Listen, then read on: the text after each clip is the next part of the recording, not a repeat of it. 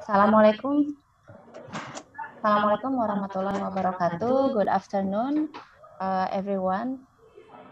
We are adding the participants first to the room.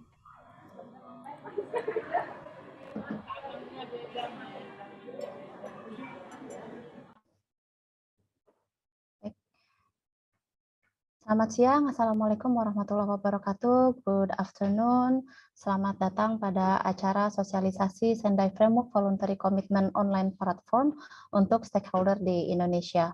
Welcome to our webinar for stakeholders in Indonesia, UNDRR Sendai Voluntary Commitment Online Platform. And we are really pleased and we are really grateful to have a United Nations Disaster Risk Reduction Office Japan together with us, as well as Ms. Dr. Yuki Matsuoka, and Associate Program Management Officer for Sendai Framework Voluntary Commitment of UNDRR Office in Japan, Ms.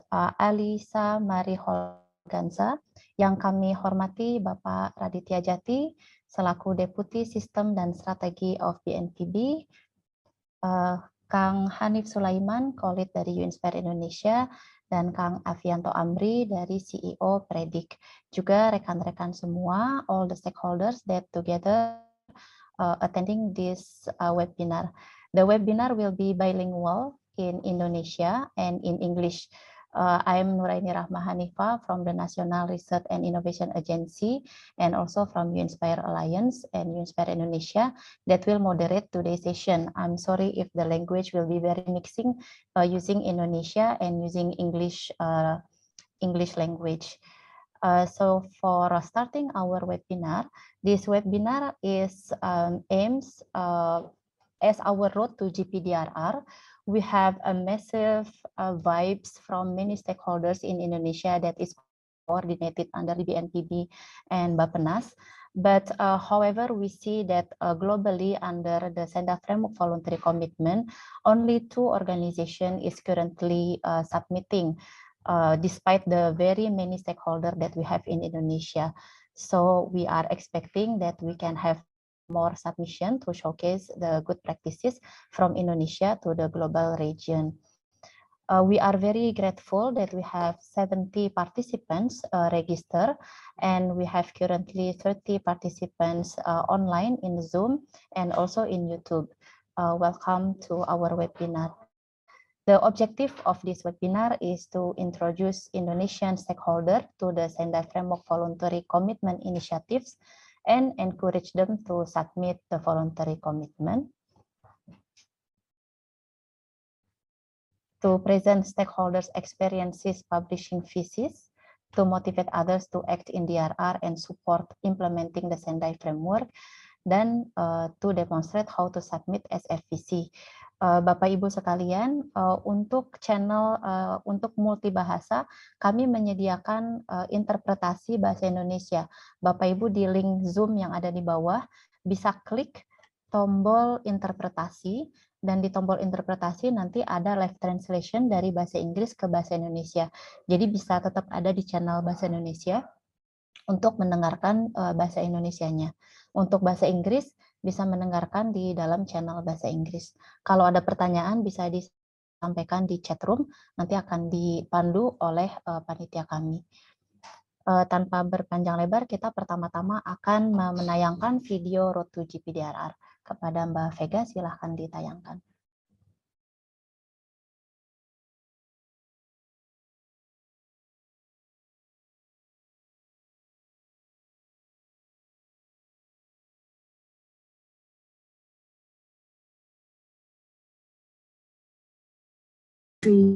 That has more than 17,000 islands. Having a wide area and the location is within the ring of fire, Indonesia faces a higher risk of disaster. It is therefore important for us to continue investing in disaster preparedness and risk reduction. This effort, of course, needs to be undertaken in an inclusive manner and taking into account local wisdom, such as social solidarity. Along with the Sendai framework for disaster risk reduction, Indonesia commits to implement the targets through practical disaster risk reduction initiatives that are integrated in both the national and local development planning. Global Platform for Disaster Risk Reduction has a significant role in ensuring the fulfillment of the entire Sendai framework for DRR targets and promoting resilience.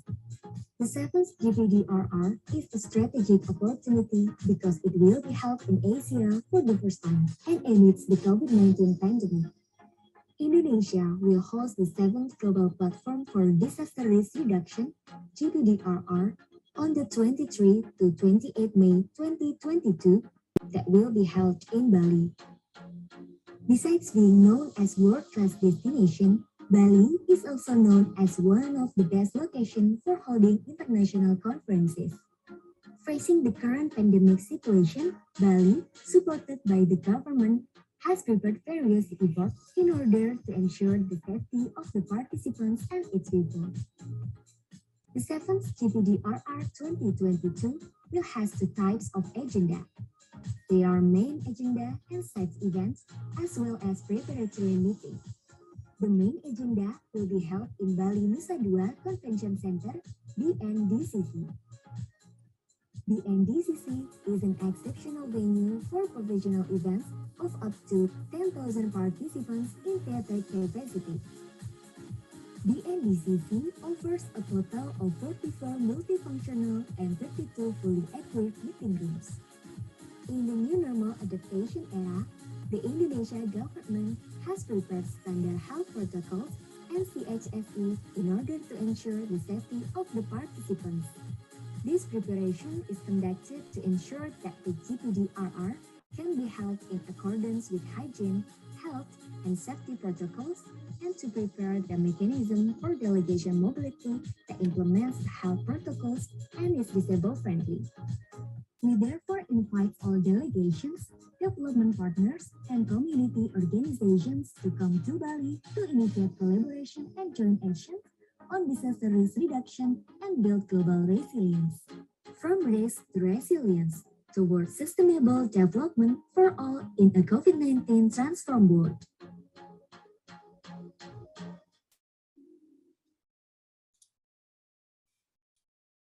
Okay, thank you very much.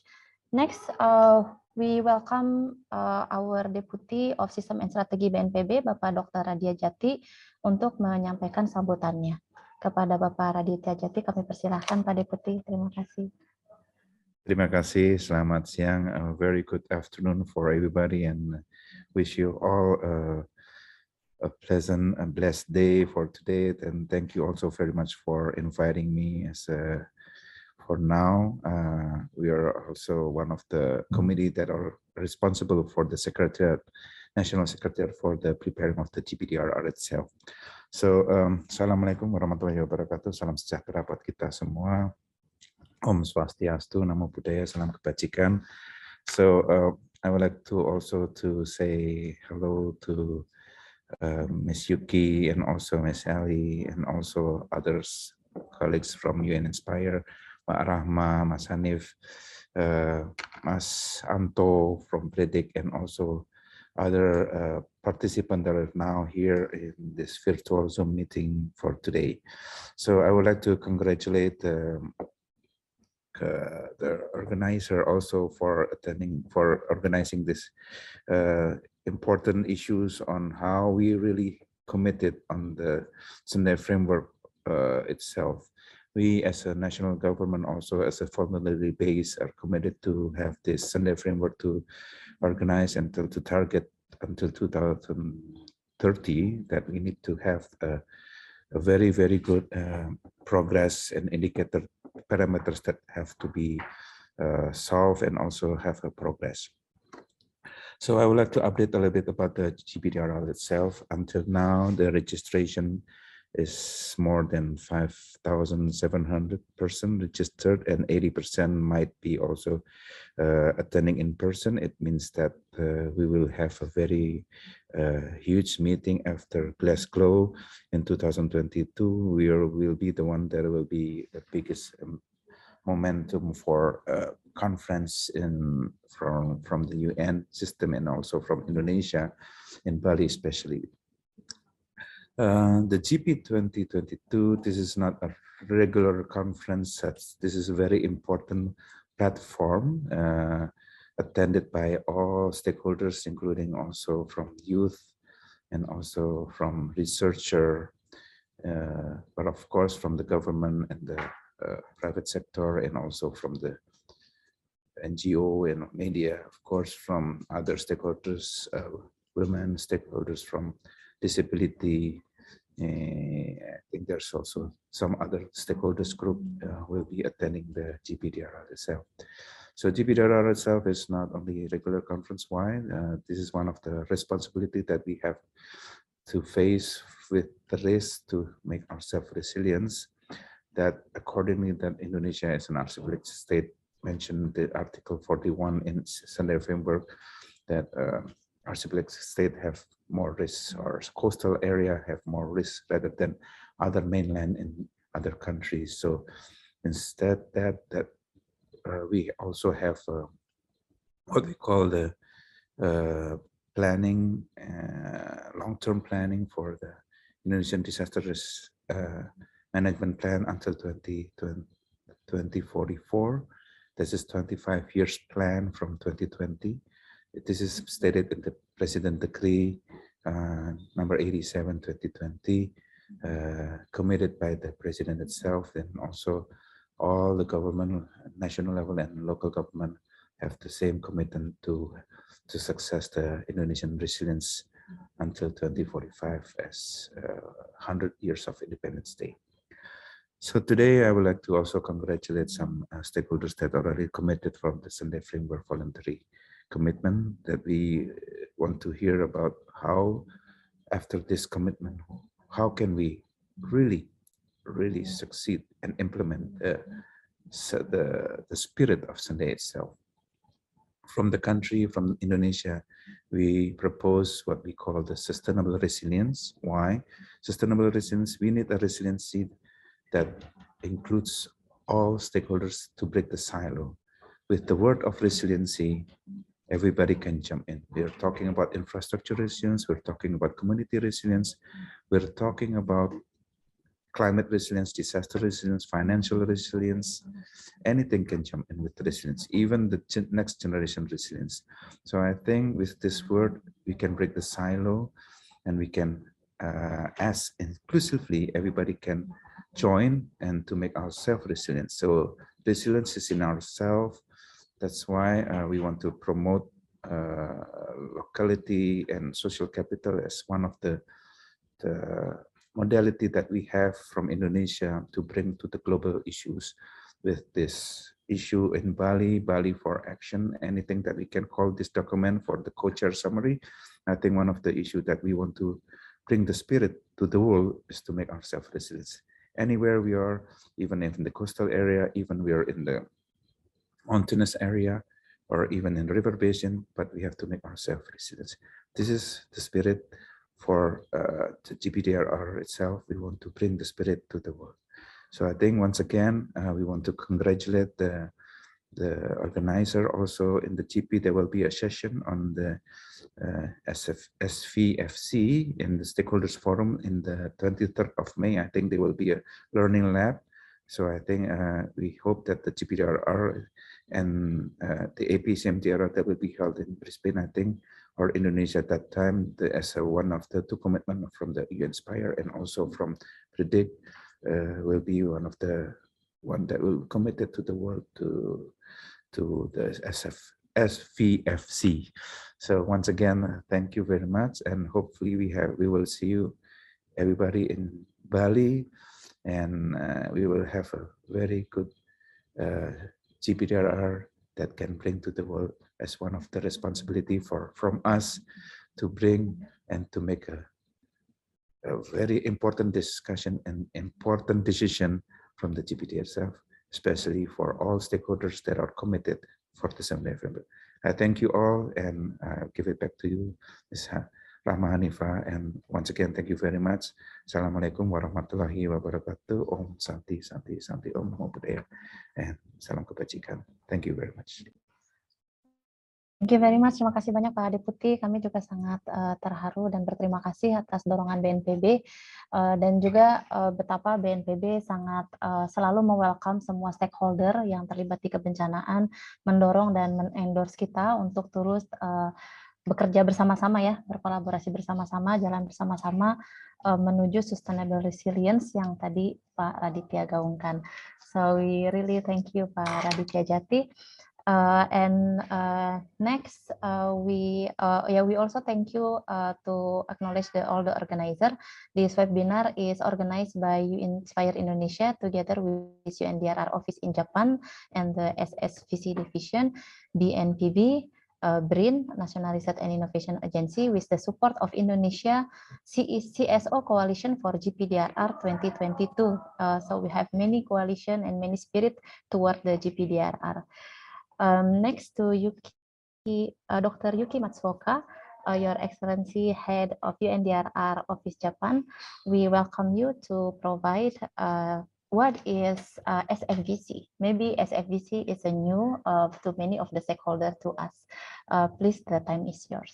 And after your session, we will have a group photo together with Pak Raditya as well ya. Pak Raditya mohon berkenan masih di sini Pak. Terima kasih.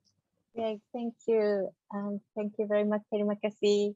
Selamat siang, everybody. Thank you so much for this opportunity to speak to you. I'm Yuki Matsuoka. I'm head of the UNDRR office in Japan, based in Kobe.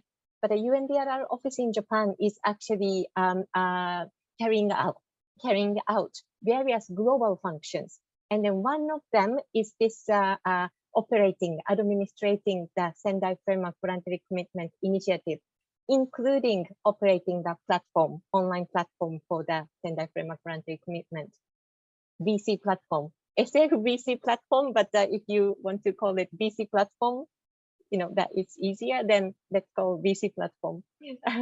So please allow me to share my screen, and then please allow me to speak also slowly so that subtitles are going to be functioning properly. So yes, and again, on behalf of UNDRR, I'd like to, hold on, maybe the share screen is not, yes, yeah, okay. Okay, so on behalf of UNDRR, I'd like to start by congratulating and then thanking the joint efforts by Inspire Indonesia, BNPB, BRIN, and the support of the Indonesian CSO Coalition for GPDRR 2022 for organizing this important webinar at such an important timing towards the GPDRR 2022, starting on 23rd of May, including, of course, preparatory days. Especially, I'd like to thank you, Dr. Raditya Jati, for your presence today, and then also for our excellent collaboration between UNDRR and your government towards the GPDRR. I will be moving to Bali next week, so I will be really looking forward to seeing some of you over there. By using the next 5 to 7 minutes, please let me share some important background of the Sendai Framework Voluntary Commitment, and then also online platform. Today, yes, myself and then Ali are making our presentation to the participants. The content of our presentations have 4 components. The first 2 parts of the presentation will be presented by me, and then later, my team member Adi will explain details about how to submit your initiatives as voluntary commitment to the VC platform. After my presentation, before Adi's presentation, we are very pleased to have presentation from UNspire and Predict. They are actually entities which are already publishing their initiatives as voluntary commitments in the VC platform. So their experience might be very relevant and helpful for other stakeholders to consider submitting your initiatives as voluntary commitments to BC platform. I'd like to share first the introduction and then background regarding the origin of the SFVC initiative, as well as the features and the function of the BC platform. The voluntary commitment initiative itself originally started in response to the UN General Assembly resolution, actually leading up to the World Conference on Disaster Risk Reduction held in 2015. So the first actually mention about this voluntary commitment was actually in the resolution in 2013, before the World Conference on Disaster Risk Reduction. Then, of course, following up to the Sendai framework adopted at the WCDRR World Conference on Disaster Risk Reduction held in March 2015 in Sendai in Japan. This Sendai Framework Voluntary Commitment Initiative has started. Then, following up to the adoption of the Sendai Framework, UN General Assembly resolution in December 2015 called for specific and time-bound voluntary commitment by stakeholders at local, national, regional, and then global levels to support the Sendai Framework implementation. So at the same time, the same resolution requested UNDRR to publicize, make them visible by UNDRR. So this is a request from UN General Assembly to UNDRR. And then in order to respond to that request, UNDRR worked on to develop this Sendai Framework Voluntary Commitment online platform, which was finally launched in December 2018. Then, of course, 2019, as it's mentioned here, 2019, we had previous global platform in Geneva, where UNDRR headquarters is located. At that time, GP 2019, we launched the first report on Sendai Framework Voluntary Commitment by stakeholders. That is SFVC 2019 Synthesis and Analysis Report. We launched it in the GP 19 at that time. Then we are now going to launch the second report, Synthesis and Analysis Report of the Sendai Framework Voluntary Commitment 2022. We are going to launch that report in the upcoming GP 2022. And then especially I'm going to launch that report at the plenary one of the Stakeholder Forum on 23rd of May. And then I actually invited Rahma to join with me so that she could share her experiences in using the BC platform on that day. So I'm really happy. I'm really looking forward to sitting with you on the podium on 23rd of May. Then, yes, so then as you know, of course, UNDRR is doing a lot of promotion in terms of the all of stakeholder engagement, all of society approach to implement Sendai Framework. Then we have 4 major tools to promote the all of society engagement for Sendai implementation. And then, of course, you know, government of Indonesia, of course, is using this Sendai Monitor. This Sendai Monitor is for the national governments to report against indicators and targets of the Sendai Framework. And then UN Plan of Action to Disaster Risk Reduction. This is focused plan of action among UN family entities. Then we have MCR, Making Cities Resilient 2032. This is the tool dedicated for local governments to try to implement Sendai Framework at their local government levels. Then we have this Sendai Framework Voluntary Commitment online platform for all the stakeholders, including actually local governments. So even, of course, local governments can use MCR tool. They can, of course, also use SFVC platform as well. So this SFVC online platform is really one of the 4 major tools being presented by UNDRR to support the stakeholder in the world. Then, of course, you know, a lot of stakeholders are mentioned in the Sendai Framework itself. private sector, local governments, civil society organizations, media, science and technology, academia, other, even like community-based organizations as well. So all of those entities belonging to stakeholders, they can submit their initiatives as voluntary commitments to the VC platform. Only entities can submit, so not individual person. Individual person has to be belonging to an entity so that the entity can submit voluntary commitments. Then what you can do by using VC platform, of course, as the stakeholders, definitely you can inform the public about your work. You can inform the public, wider international community about your work, your achievements. Then stakeholders can learn from each other and then also facilitate collaboration because you can know who are doing what and where by visiting this VC platform. So this is really encouraging stakeholders to learn each other. Then you can also be highlighted and then also be motivated to contribute further in terms of the Sendai implementation. So this is how stakeholders can see the SFVC platform. And then from UNDRR, of course, we can share the public about the VC platform and then also initiatives by stakeholders so that we can mobilize other stakeholders to do voluntary commitment. Then we can also monitor because UNDRR is in charge of monitoring the implementation status of the Sendai framework. So we definitely have to take stock and monitor the efforts by stakeholders together with national government efforts. So we use this tool as an important tool to monitor and take stock. Then of course, public, anybody, any individual in the public can visit the VC platform and then check who are doing what and where, and then they can also use search function by themes, topic, hazard, country, various approach they can use search function.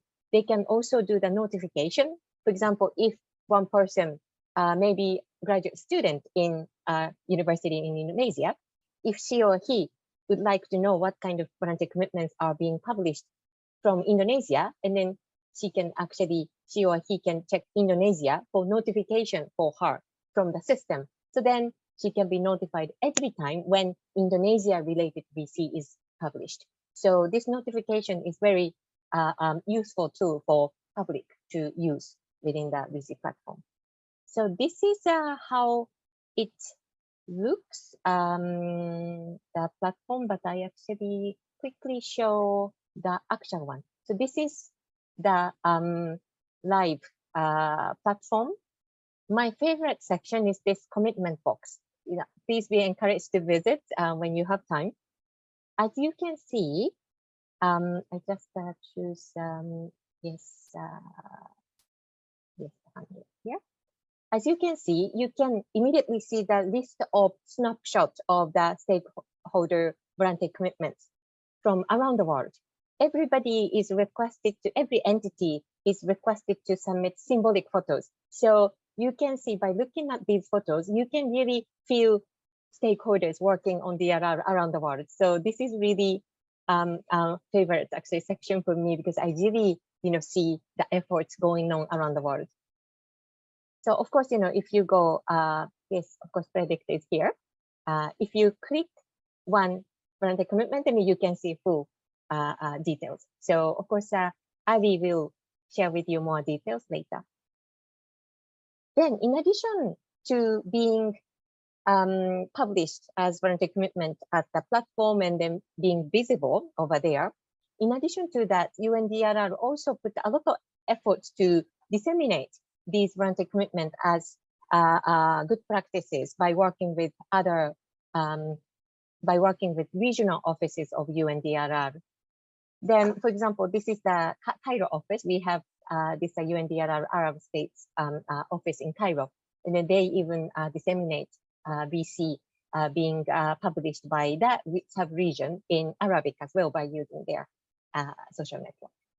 Then this is the VC life cycle figure, which Adi is going to explain further.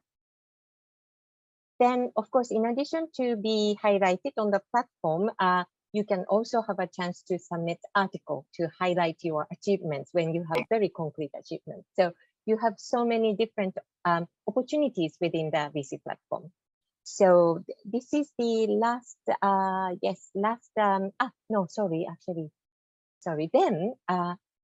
Then I'd like to quickly share with you a preview of the report which we are going to launch at the GP. This is how it looks, and this is not publicly open yet. So you guys are actually participants. You are the first who actually even look at the cover page.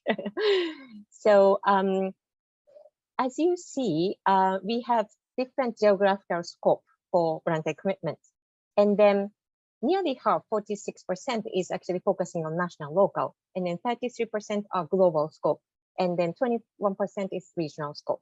And then you can see these types of the characteristics of the voluntary commitment analyzed in the report, and then regional distributions as well. And then Asia are covered by these published voluntary commitments. 43% are actually from Asia, so quite high rate of submission. Then when it comes to voluntary commitments itself, we have reached 100 voluntary commitments by now. Then these 100 commitments are being implemented jointly by more than 600 organizations. So this is quite impressive number. And then this 100 commitment is committed to deliver 500 deliverables. So this is quite good statistics I'd like to share. Then I wouldn't go into detail here, but I just wanted to share.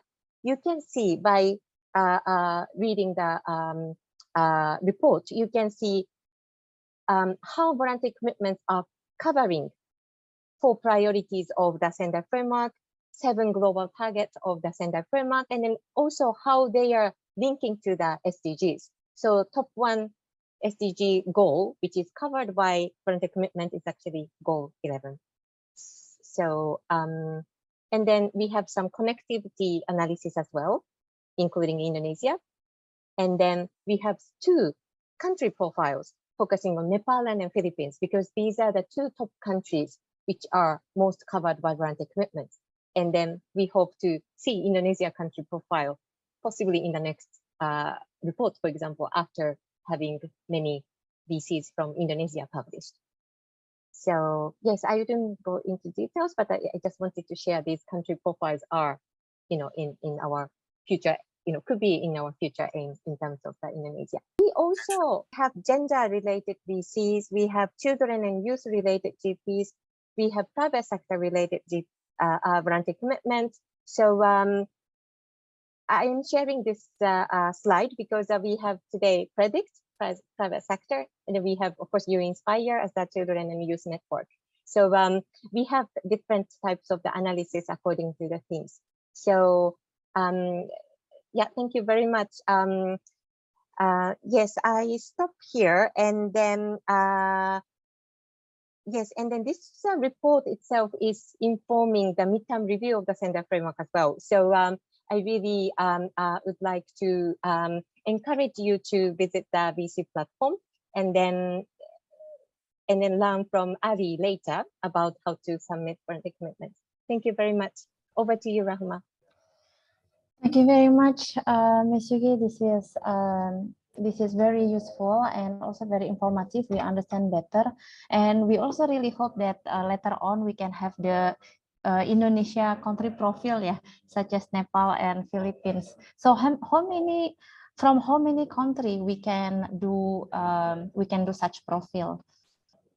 Thank you for the question, Rahma. Actually, at this moment in this report we are going to launch in upcoming GP, we did only 2 country profiles, Nepal and then Indonesia, because if we don't have many voluntary commitments published, then it doesn't make much sense to analyze to have that country profile. So at this moment, we did only Nepal and then Philippines in the report. However, of course, we can do more when we have more voluntary commitments. So our kind of indicator is like 10 voluntary commitments.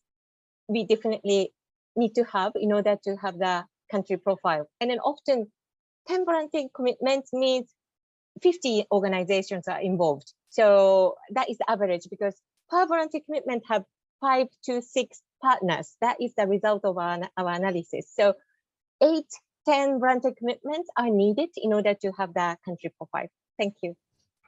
Thank you very much.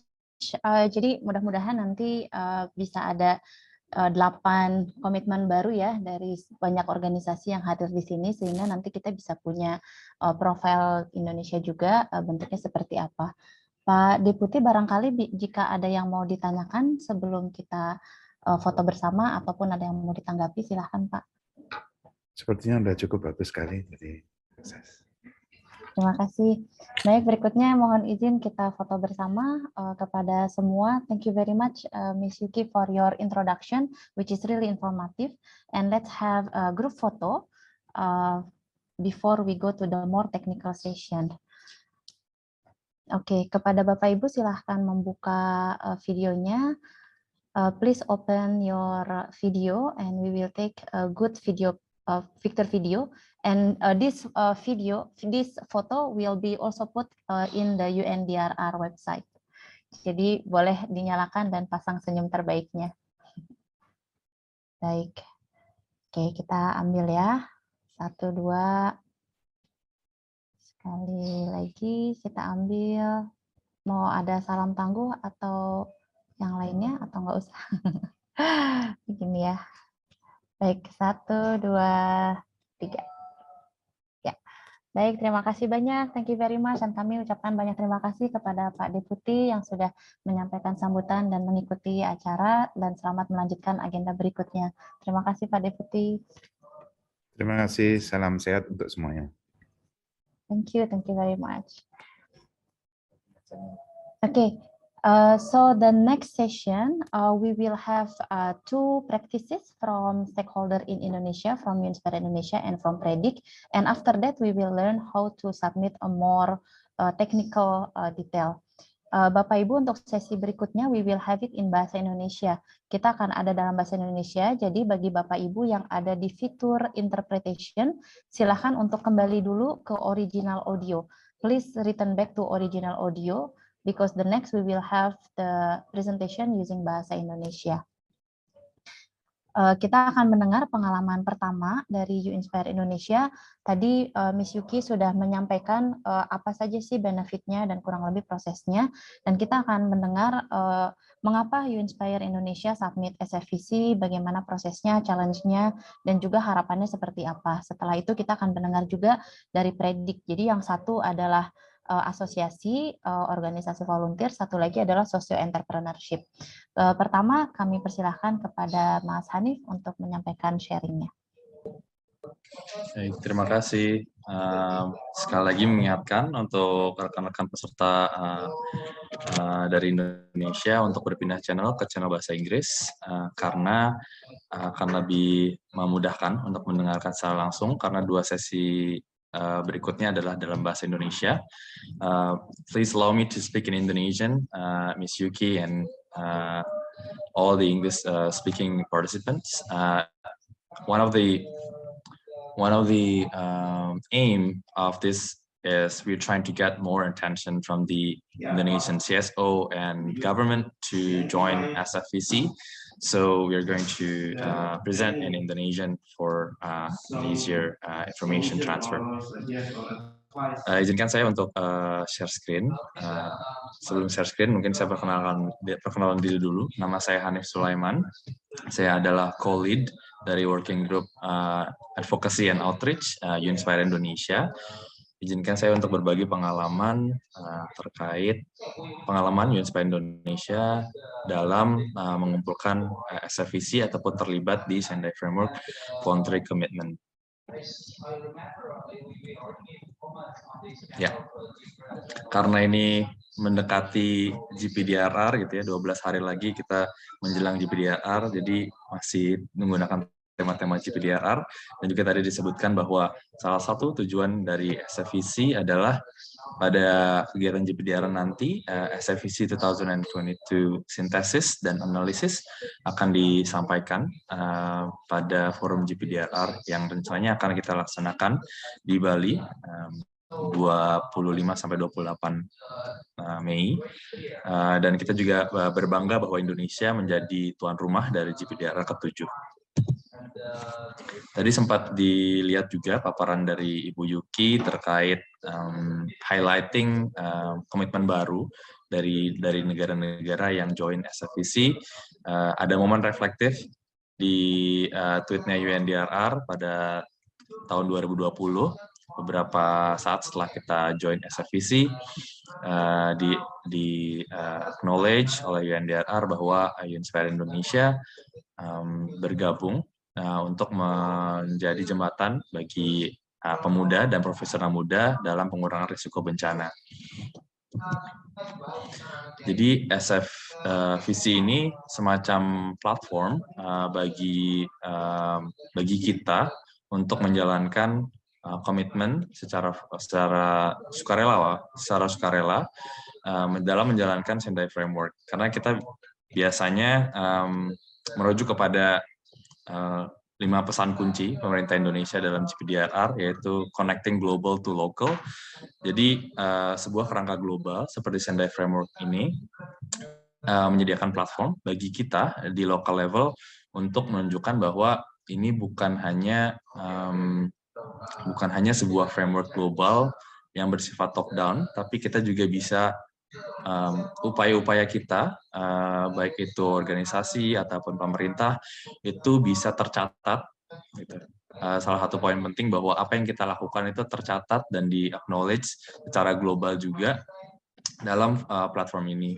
Jadi sangat senang kita diperkenalkan ada platform ini, dan harapannya kita ingin juga mengajak rekan-rekan yang lain di Indonesia untuk bergabung dalam menyampaikan komitmennya, karena yang kami tahu memang ada banyak gerakan-gerakan, ada banyak organisasi di Indonesia, hanya saja belum tercatat. Kalau kita tadi lihat paparannya Ibu Yuki, yang negara yang paling produktif mungkin dalam mencatat ataupun dalam sisi knowledge management yang terkait dengan Sendai Framework ini ada Nepal dan Philippines.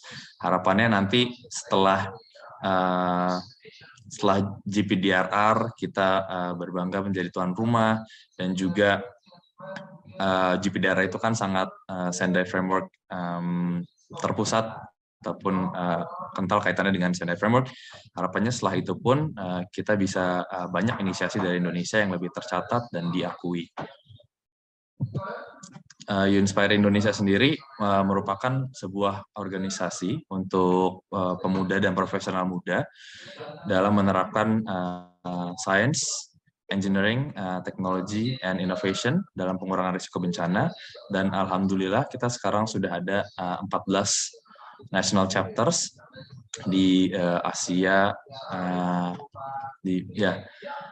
dan harapannya sementara ini kita memang ada baru UNSPIRE Indonesia yang ada Sendai Framework Voluntary Commitment-nya, tapi ada juga rekan-rekan dari Nepal yang tergabung di aliansi kita, dan juga dari Malaysia, nanti akan saya sampaikan juga.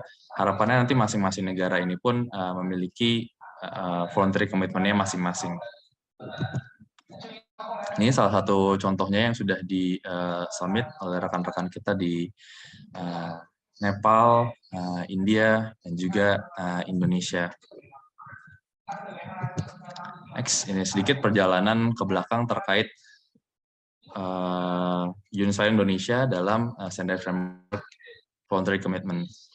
Seperti yang tadi sudah disampaikan juga, dari launching platform ini di 2018, akhirnya kita mulai join di 2020, karena memang kita merasa platform ini sangat baik untuk mencatat juga semacam monef gitu ya dari apa yang sudah kita kerjakan, dan baiknya di sini ada semacam sistem reminder dan juga semacam sistem clarification ketika kita mengubah goals yang sudah kita sebutkan sebelumnya ataupun komitmen yang sudah kita sebutkan sebelumnya.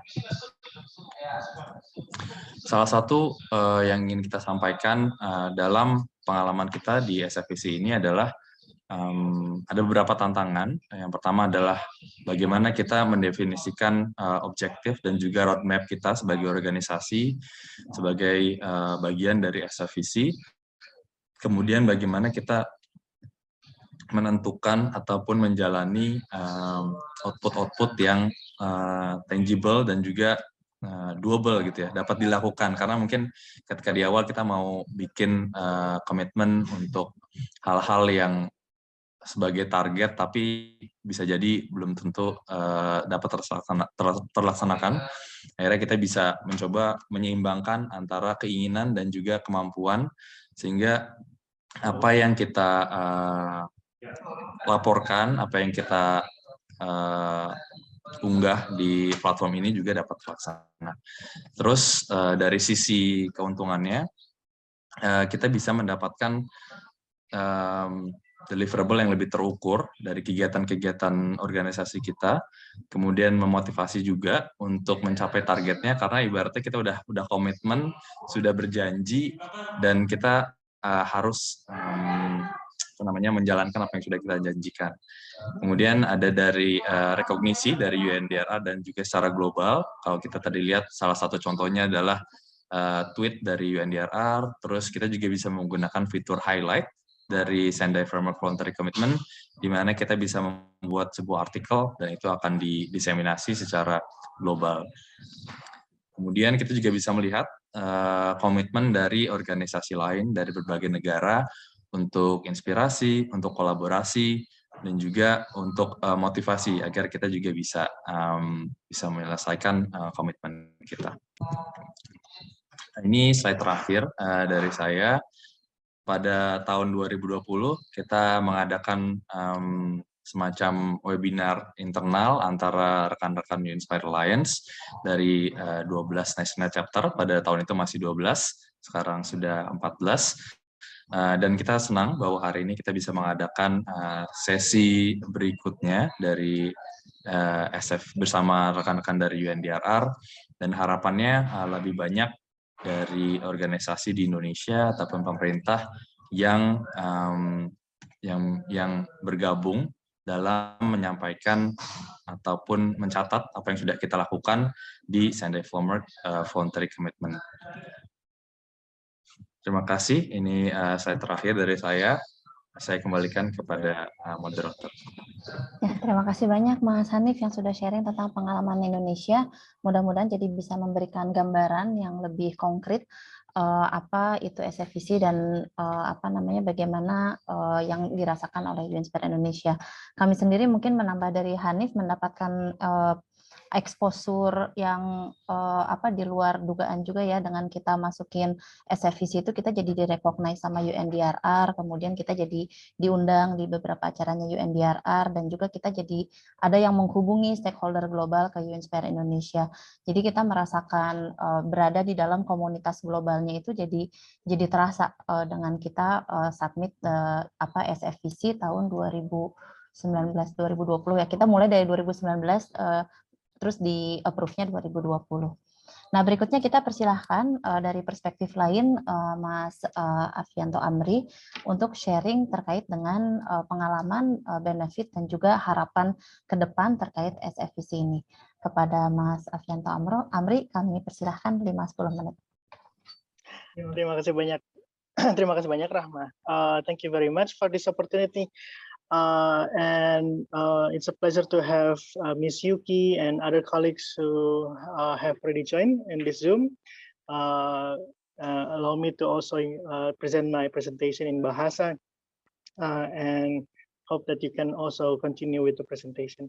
Baik, terima kasih banyak teman-teman, Bapak Ibu sekalian. Kita mohon izin untuk sharing tentang pengalamannya Predik ya, dari kita join di Sendai Framework Voluntary Commitment. Jadi mungkin sekilas balik dulu mengenai Predik sendiri. Predik adalah sebuah toolkit yang isinya ada board game, ada lembar kerja siaga bencana, ada tips and tricks untuk panduan siap siaga, misalnya sebelum, saat, dan sesudah terjadi bencana, dan juga berbagai macam. Jadi ini ada beberapa hal yang ada di Predik yang kita kembangkan sejauh ini. Awalnya ini memang kita mulai dari suatu ide yang simple untuk melihat bagaimana caranya kita anak-anak itu bisa ngobrol sama orang tuanya gitu. Karena kita melihat betapa value-nya anak-anak itu untuk mengetahui tentang kebencanaan, dan itu harus ada dialog dalam keluarganya atau dalam komunitasnya tentang kesiapsiagaan bencana gitu atau pengurangan risiko bencana gitu. Nah, lalu kemudian kita melihat bahwa anak-anak itu sebenarnya bisa jadi agen perubah ya gitu, jadi pelopor perubahan. Namun kendalanya juga bagaimana kita bisa menciptakan sebuah tools atau sebuah perangkat yang murah gitu ya atau terjangkau, offline, tidak tergantung sama internet, mudah dimengerti, tanpa harus ada pelatihan atau apapun gitu ya, bisa disebarkan melalui sekolah, keluarga, komunitas, dan lain-lainnya. Tapi itu juga bisa mendorong mereka ada diskusi antara anak-anak dan dewasa atau orang tua dengan anak-anaknya. Nah, lalu kemudian kita melakukan beberapa research, dan ini memang merupakan bagian dari research S3 saya. Kita sudah konsultasi dan ajak diskusi dan juga testing dengan lebih dari 600 anak-anak dan orang tua. Kita testing di sekolah-sekolah, dan juga melakukan diskusi kelompok dan para pakar-pakar. Lalu kemudian akhirnya terbentuklah toolkit ini gitu, yang bentuknya mungkin fitur paling utamanya adalah board game-nya yang kemudian orang-orang bisa belajar tentang siap siaga tentang gempa, tsunami, kebakaran gedung, letusan gunung berapi, dan juga banjir. Tapi memang kita bikinnya itu agar tetap seru dan menyenangkan. Nah, sejauh ini kita aplikasinya adalah menggunakan untuk siapsiagaan bencana, misalnya masuk di sekolah-sekolah, digunakan untuk guru-guru atau LSM, sehingga mereka bisa belajar bareng dengan anak-anak tentang siaga bencana. Namun juga di satu sisi kita melihat bahwa pada pasca bencana juga menarik gitu game seperti ini gitu, karena di saat mereka di pengungsian gitu atau orang-orang atau anak-anak itu kan masih banyak juga terancam bahaya susulan, sehingga tools Predik ini juga bermanfaat untuk memahami apa sih situasi yang terjadi saat ini dan kira-kira bagaimana mereka bisa lebih tangguh dalam menghadapi ancaman-ancaman berikutnya atau juga untuk proses pemulihan. Dan ini ada beberapa contoh bermain Prediknya, gitunya, dan ini bentuk permainannya, dan ini ada bentuk yang besarnya. Gitu. Nah, di sini juga saat kita mengembangkan Predik, kita melihat betapa potensinya besar gitu ya, karena materi edukasi kebencanaan itu tidak banyak gitu di Indonesia dan tidak mudah untuk diakses, sehingga mungkin kita ngelihat visi kita ke depannya apa sih gitu. Kita pengen, jadi Predik itu adalah mulai membahas dari gempa, baru 5 jenis ancaman. Sedangkan kita kan ada banyak ya, ada 12 atau 13 jenis ancaman. Belum mengcover tanah longsor, epidemi, kekeringan, konflik, dan seterusnya. Juga, lalu ambisi kita juga kita ingin mengembangkan permainan yang inklusif, gimana teman-teman yang tunanetra bisa nggak ya bermain Predik gitu, atau orang-orang yang susah dalam tidak bisa melihat dengan jelas itu bisa. Ini saya ingat saya pernah ngobrol sama Rahma untuk bagaimana mengembangkan board game yang inklusif ya gitu, yang mungkin ini cita-cita kita yang belum terwujudkan nih. Lalu kemudian dan juga kemudian kita ingin lihat juga bagaimana ini bisa diadaptasi untuk situasi negara-negara lainnya gitu ya. Jadi tidak hanya eksklusif untuk Indonesia saja, tapi juga bagaimana misalnya untuk teman-teman di Laos, di Filipina, Myanmar, Kenya, Namibia, Afrika, dan seterusnya, itu bagaimana mereka juga bisa belajar bencana dengan cara permainan gitu. Nah, kenapa ini jadi saya jelaskan? Itu adalah jadi mungkin sejarahnya, kembali ke sejarahnya, bagaimana sih kita mengetahui mengenai Sendai Framework Voluntary Commitments ini, dan saya gali-gali nih emailnya, ternyata udah 3 tahun ya gitu. Saya juga melihat wah sudah jauh juga, dan kita mendapatkan informasi ini karena kita berada di mailing list Resilient Cities gitu, dan ini diinformasikan bahwa ada Sendai Framework Voluntary Commitments. Dan ini akhirnya muncullah ada motivasi dan ekspektasi kita. Pertama adalah waktu dulu kita mikir, wah kalau misalnya kita masuk di Sendai Framework Voluntary Commitment ini, kita ada recognition nih gitu. Karena Predik itu dulu masih sangat merintis dari awal sekali gitu ya, dari nol gitu. Dan kemudian kalau misalnya kita jadi masuk dalam terrecord sebagai di database-nya SFVC gitu ya, Sendai Framework Voluntary Commitment, kita dapat recognition, dan ini tidak main-main dari lembaga PBB ya gitu. Yang kedua harapannya adalah connected atau berhubung dengan jejaring global. Dan ini menurut kita, wah ini sangat menarik nih gitu. Bagaimana kalau misalnya kita bisa belajar dari yang lain, bisa ada kolaborasi atau dukungan pendanaan. Kita ingin misalnya mengembangkan di Cina gitu, atau di Jepang, atau misalnya di Australia dan seterusnya. Itu kita ngelihat, wah ini platform yang sangat menarik gitu. Dan juga ini mendorong kita untuk tetap berkembang gitu. Karena terkadang kan kita stuck di satu produk aja, itu juga kita tidak ingin ya gitu. Jadi bagaimana kita terus berkembang, kita pengen lihat bagaimana ini bisa sesuai dengan berbagai macam konteks, berbagai macam hazards atau ancaman bencana dan seterusnya. Nah, ini awalnya cita-cita kita pada saat kita mengisi Sendai Framework Voluntary Commitments ini. Nah, sekarang saat ini seperti apa? Jadi seperti tadi yang sudah dijelaskan sama Miss Yuki, terima kasih banyak. Bahwa kita sudah ada page-nya ya gitu, halamannya di Sendai Framework Voluntary Commitments. Kalau saya ajak teman-teman Bapak Ibu semuanya di page-nya, ini adalah page-nya Predik gitu ya. Di sini dijelaskan apa itu Predik itu sendiri, terus juga scope-nya kita apa, hazard-nya, jenis ancaman bencana apa, ada video-videonya, ada deskripsinya itu apaan, lalu juga ada komitmen-komitmen kita gitu. Jadi apa sih yang kita inginkan? Jadi ini tulisan saya 3 tahun yang lalu ya gitu. Jadi kalau kita lihat ambisi kita di awalnya adalah pertama kita ingin expand ke ancaman bencana lain, karena waktu itu kita cuma 5 jenis ancaman bencana. Yang kedua, kita ingin mentranslate proyek toolkit itu untuk bisa di negara-negara lain ya gitu, di bahasa-bahasa lain gitu, misalnya Tagalog atau Malaysia atau Thailand, Vietnam. Waktu itu kita mikirnya, oh yang penting Asia Tenggara dulu nih gitu, mungkin menarik gitu.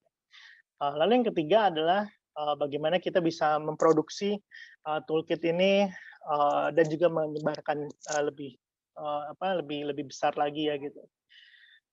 Nah, disinilah dan ini semuanya ada di websitenya gitu, yang menariknya gitu. Jadi bahwa ada deskripsi, terus juga ada deskripsi penjelasan mengenai organisasinya seperti apa, focal point-nya kayak gimana dan seterusnya.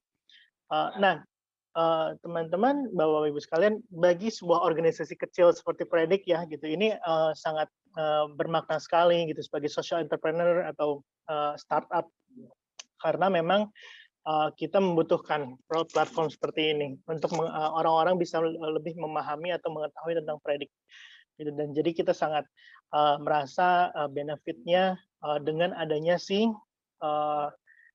platform Sendai Framework Voluntary Commitment. Awalnya kita agak sanksi juga, apakah kita akan diterima atau tidak, apakah kita sanggup sesuai dengan kriteria-kriterianya.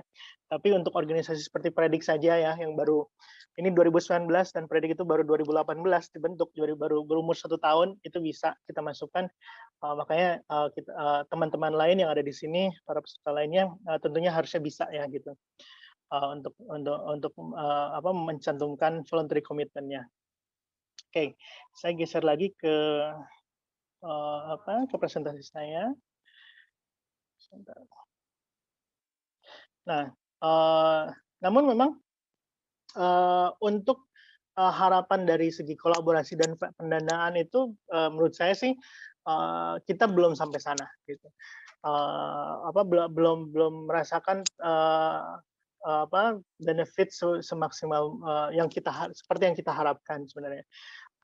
Namun di sisi lain kita baru saja menyelesaikan proyek dengan UNESCO, dan UNESCO datang ke kita dengan mengajak untuk yuk kita bikin board game khusus untuk tsunami gitu. Nah, ini kita salah satu contohnya penampakannya, dan ini adalah salah satu yang sudah kita field testing di mana ini sudah dipresentasikan di Filipina dengan teman-teman UNDRR dan mendapatkan banyak sambutan yang sangat baik ya, dan harapannya ini bisa digunakan untuk terutama di wilayah-wilayah kawasan pesisir.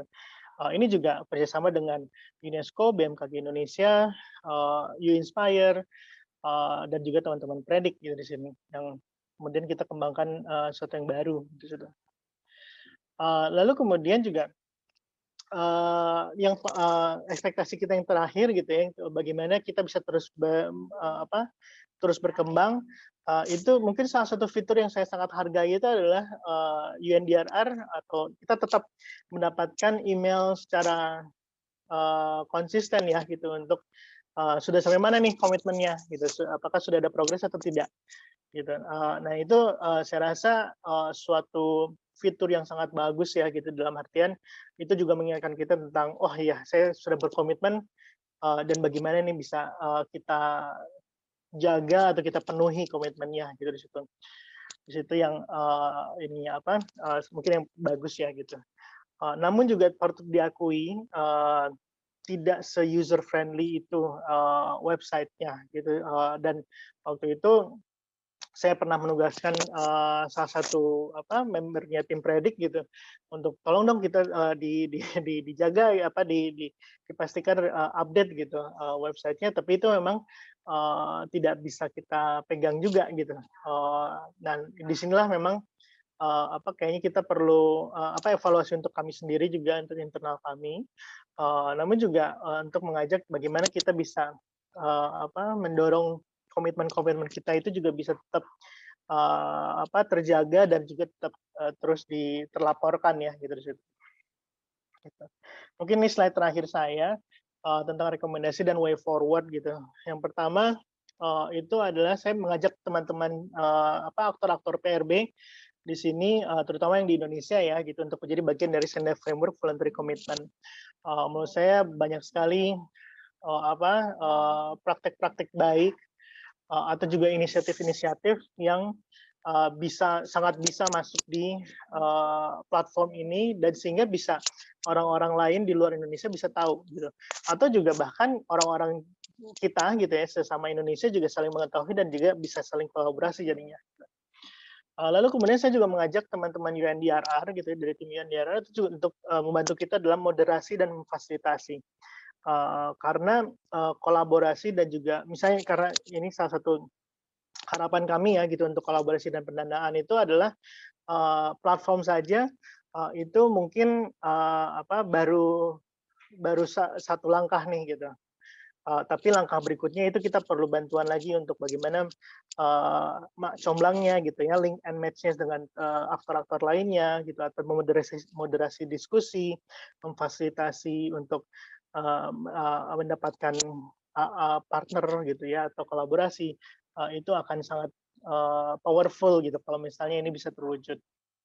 Lalu mungkin saya sangat suka dengan presentasinya tadi Miss Yuki tentang engaging all of society.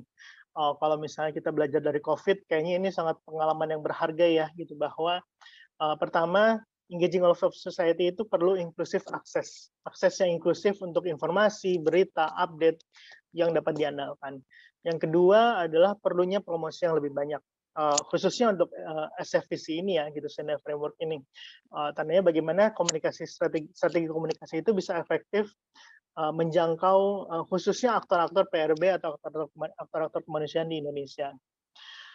Yang ketiga itu adalah tadi ya, saya lihat di presentasinya dari Miss Yuki tentang analisisnya gitu. Misalnya dalam satu country itu ada siapa aja gitu, atau juga kolaborasinya seperti apa.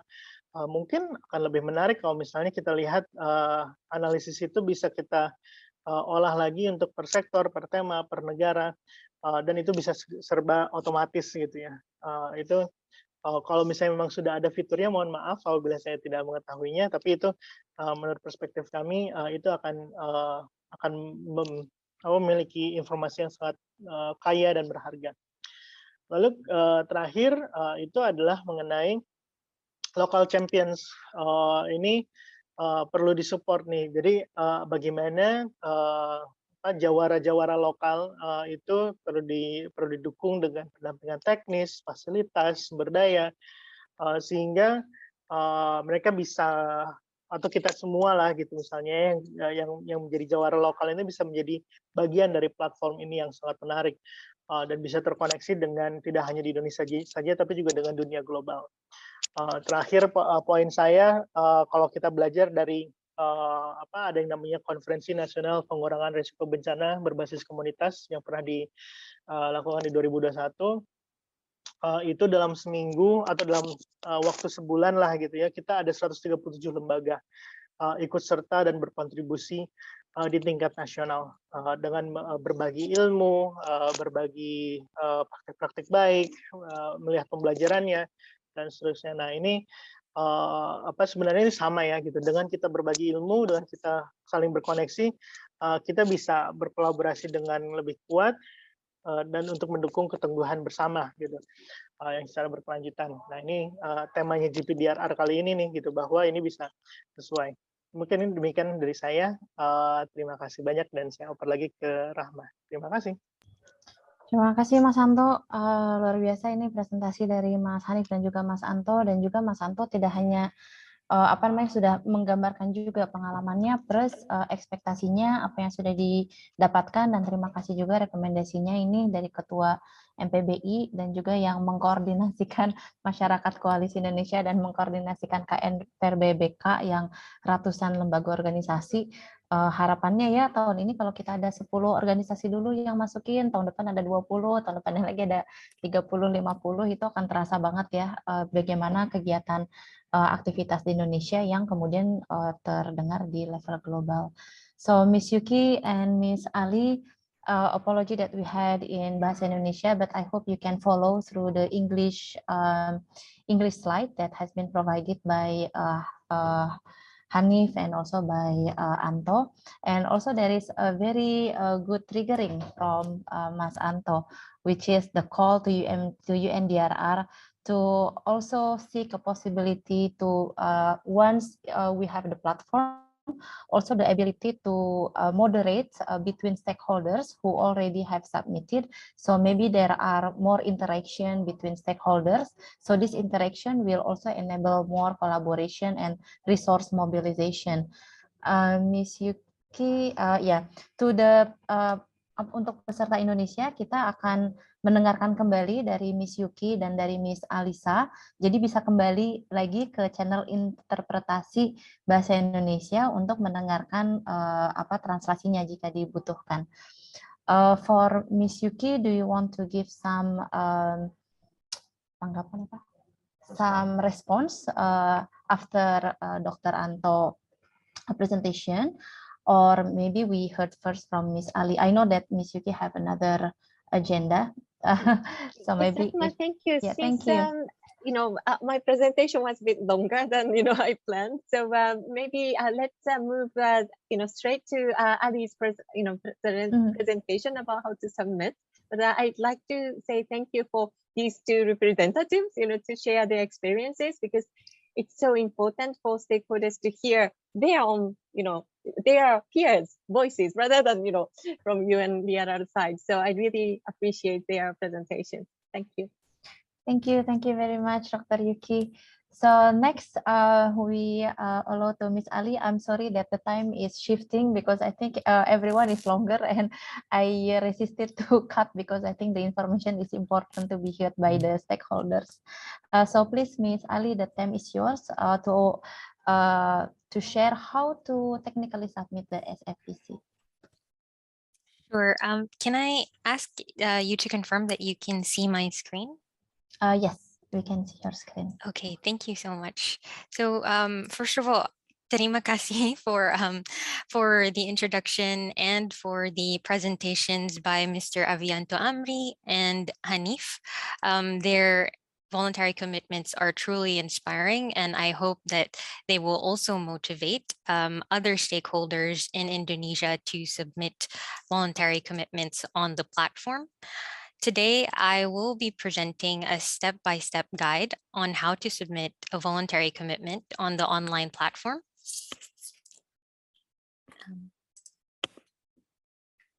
So Ms. Yuki Matsuoka has actually showed you this slide, the voluntary commitment life cycle. It's made up of 5 steps, and I will be going through each of the steps in detail in the next slides.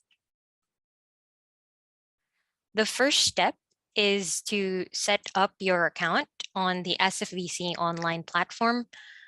To do that, you need to go to the sendaicommitments.undrr.org, which is the URL for our website, and you can set up your account. This is what you will see when you go to the SFVC website. All you need to do is to click sign in and then enter your email address and password. You need to use your Prevention Web login credentials here, and I will explain in the next slide. So actually, Prevention Web is the knowledge platform for disaster risk reduction managed by the UNDRR.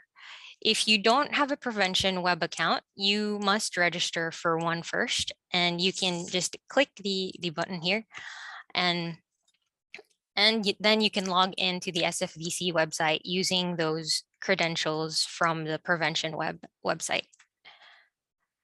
The second step is completing your profile. Once you've successfully set up your account and logged in, you can complete your profile, and this is what you will see after logging in. Some details will actually not be editable, such as the first name, your names, your email address, your organization. This is only editable through the Prevention Web website itself, but you will also be asked by the SFVC online platform to provide additional information such as gender, current location, and other details.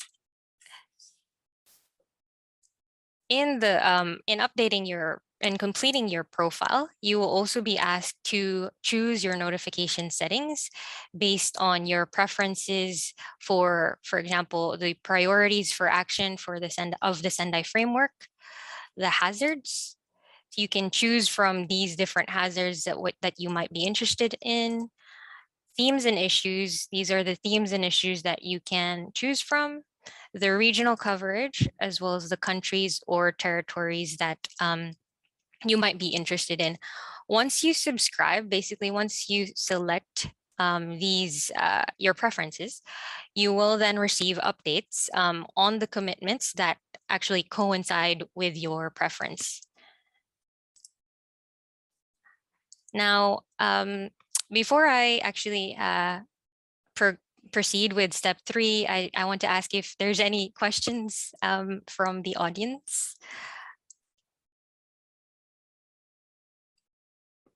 If there's not any questions for now, then I will proceed. And actually, I would like to ask you to write down any questions that you may have so that we can answer them after the step-by-step guide.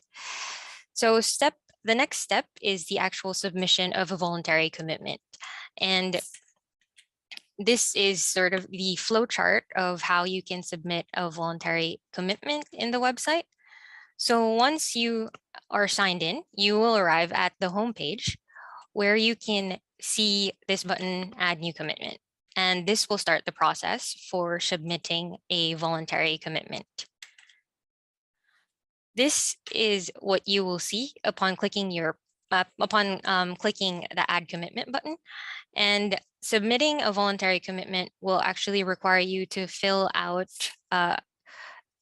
information regarding your disaster risk resilient efforts for all of these sections: the overview, the description, deliverables, budget and donors, organizations and focal points, topics, and social media and other information.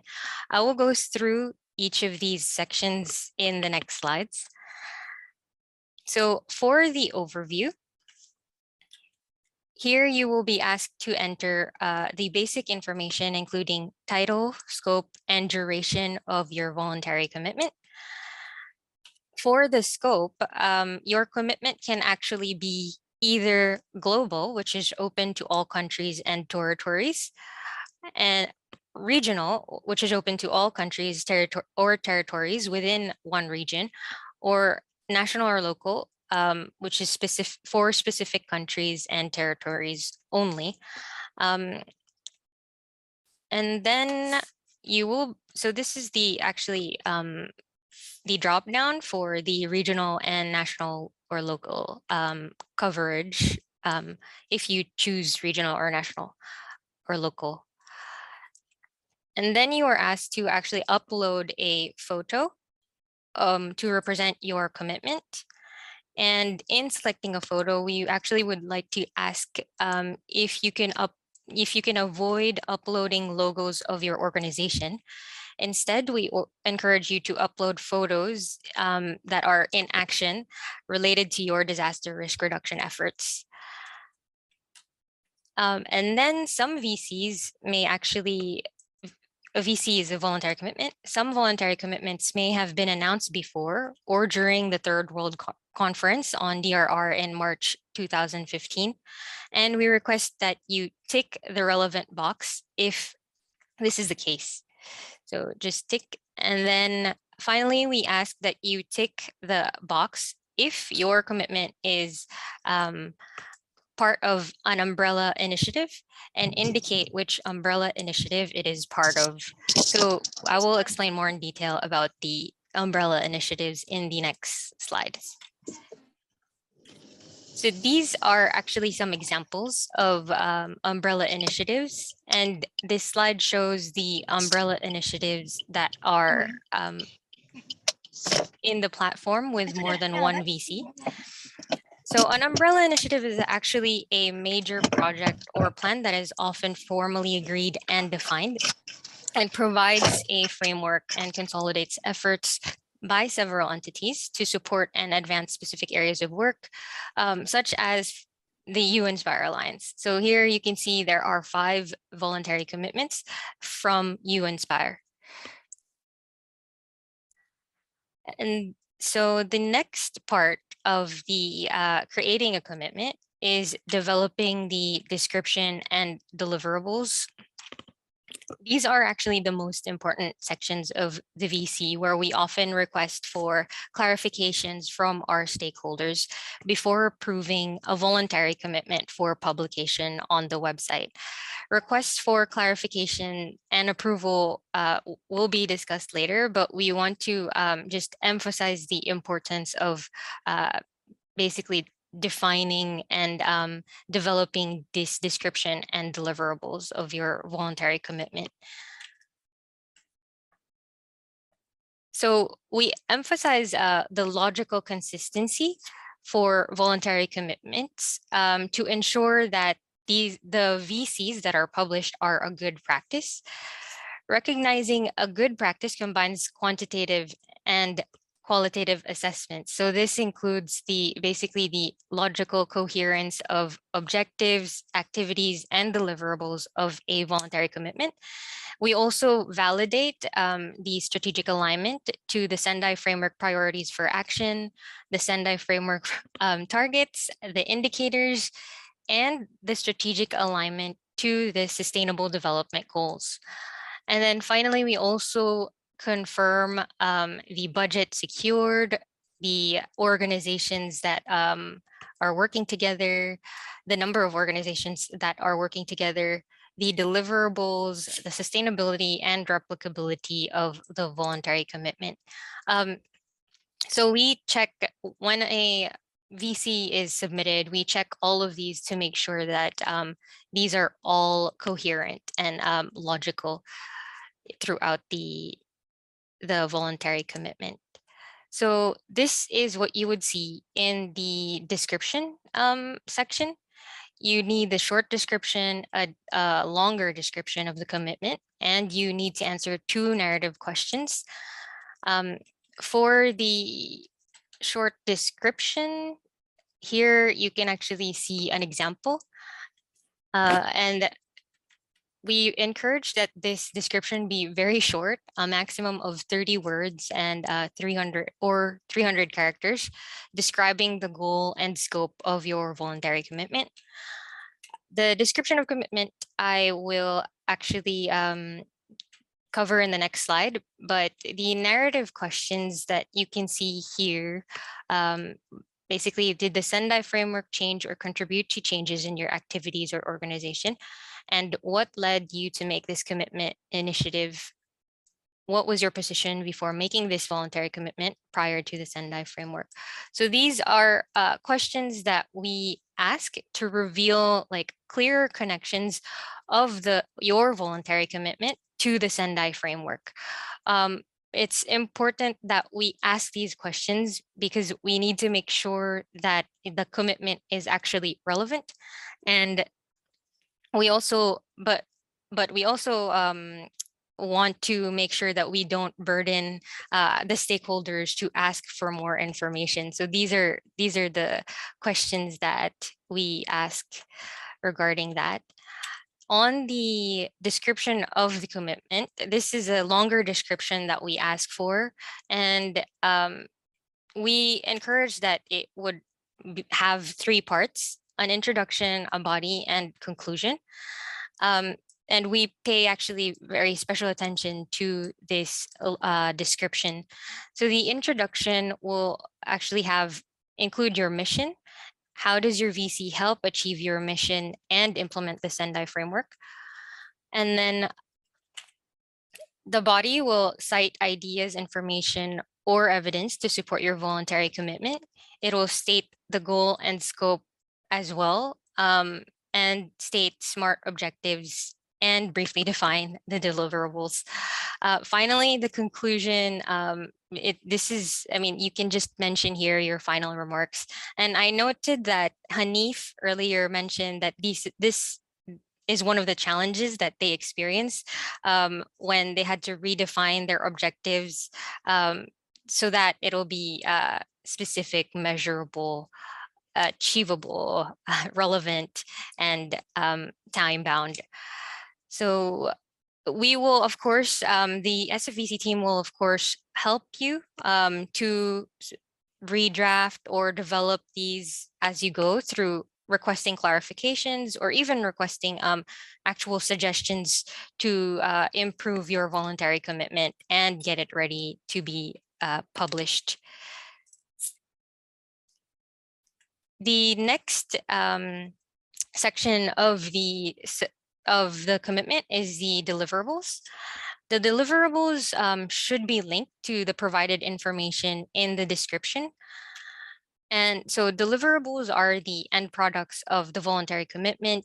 It can include the issuance of publications, knowledge products, outcomes of the workshops, training programs, videos, links, photographs. So this is actually all the information that will provide evidence about the outcomes of your voluntary commitment.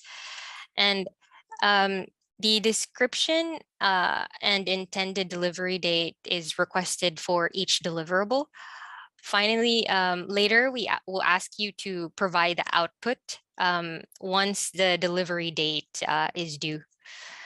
And so we really want to make sure that the deliverables are in support of the mission of the organization, but also the Sendai framework. We want to make sure that it's linked to the goal and scope and the SMART objectives that you have already have developed in the description section. So this slide actually shows basically how deliverables can be set up. One VC can have multiple deliverables, and deliverables can be produced throughout the time frame of the commitment. So the online platform actually accepts commitments and deliverables as far back as 2013, but at least one deliverable has to be for the future. In case that there is a large number of deliverables, we do suggest that you group these in different categories, for example, by themes and issues, by phases, by regions. And then we ask you to submit it as separate voluntary commitments so that we can keep track of the deliverables in a organized manner. So Before I proceed, I wanted to ask again if there are any questions so far. If there are any, please let me know so we can answer your questions.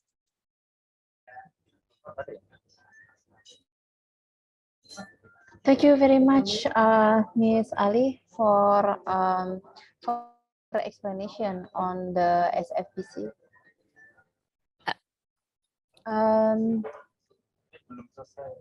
Oh, it's not finished yet, yeah?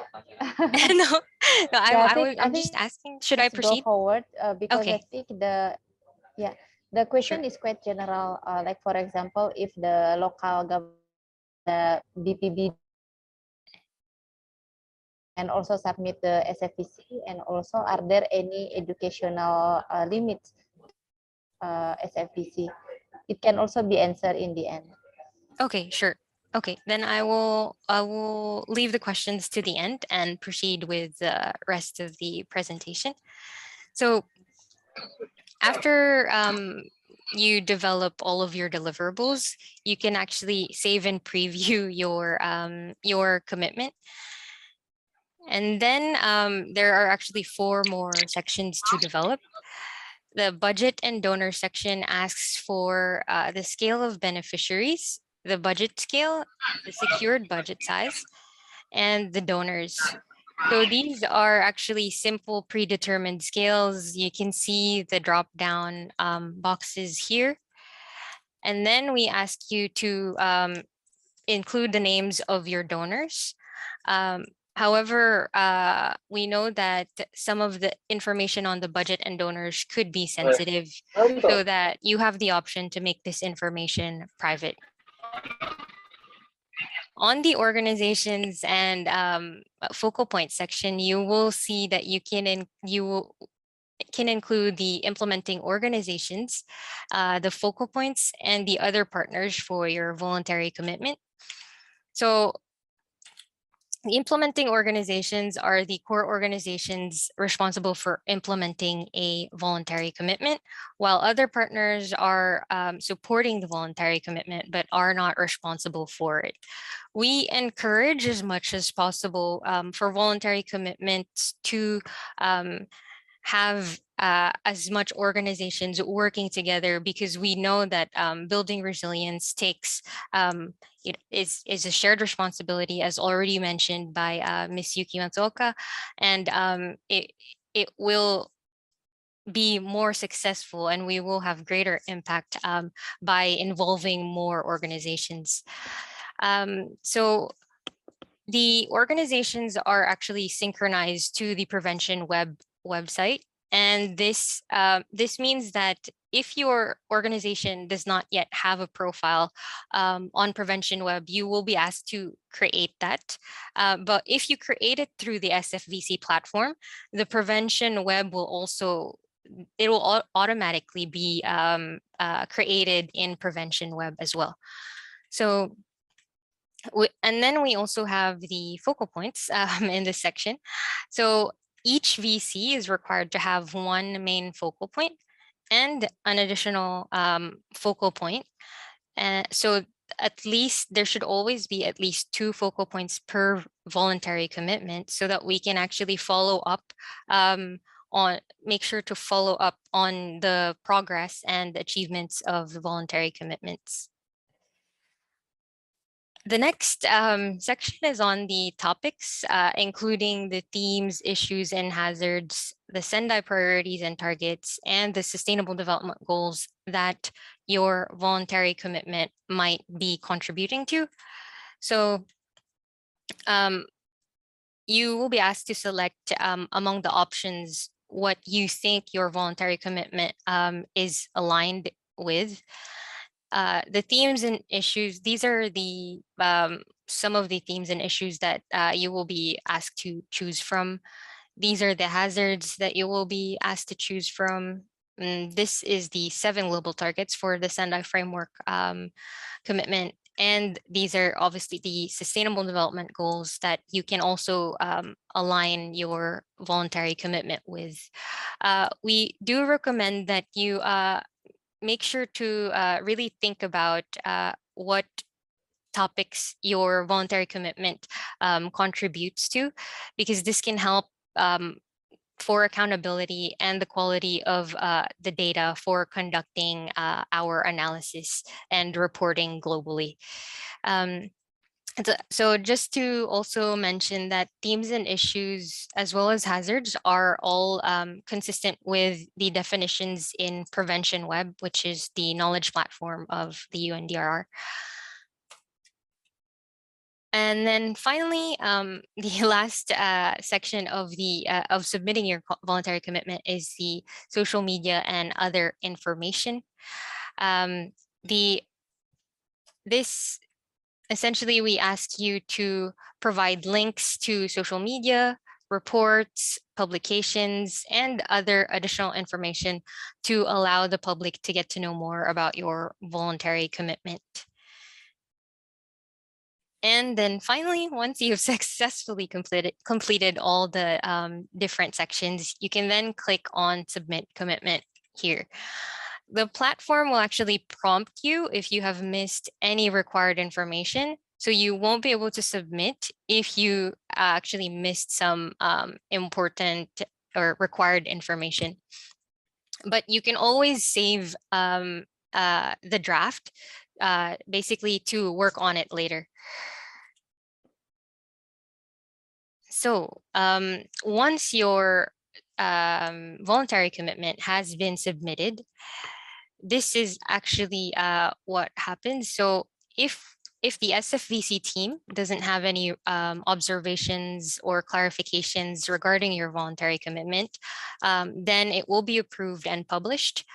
However, if we do require clarifications on the voluntary commitment, for example, about the objectives, about your alignment to specific priorities for action or Sendai framework targets, then we will send you an email to clarify.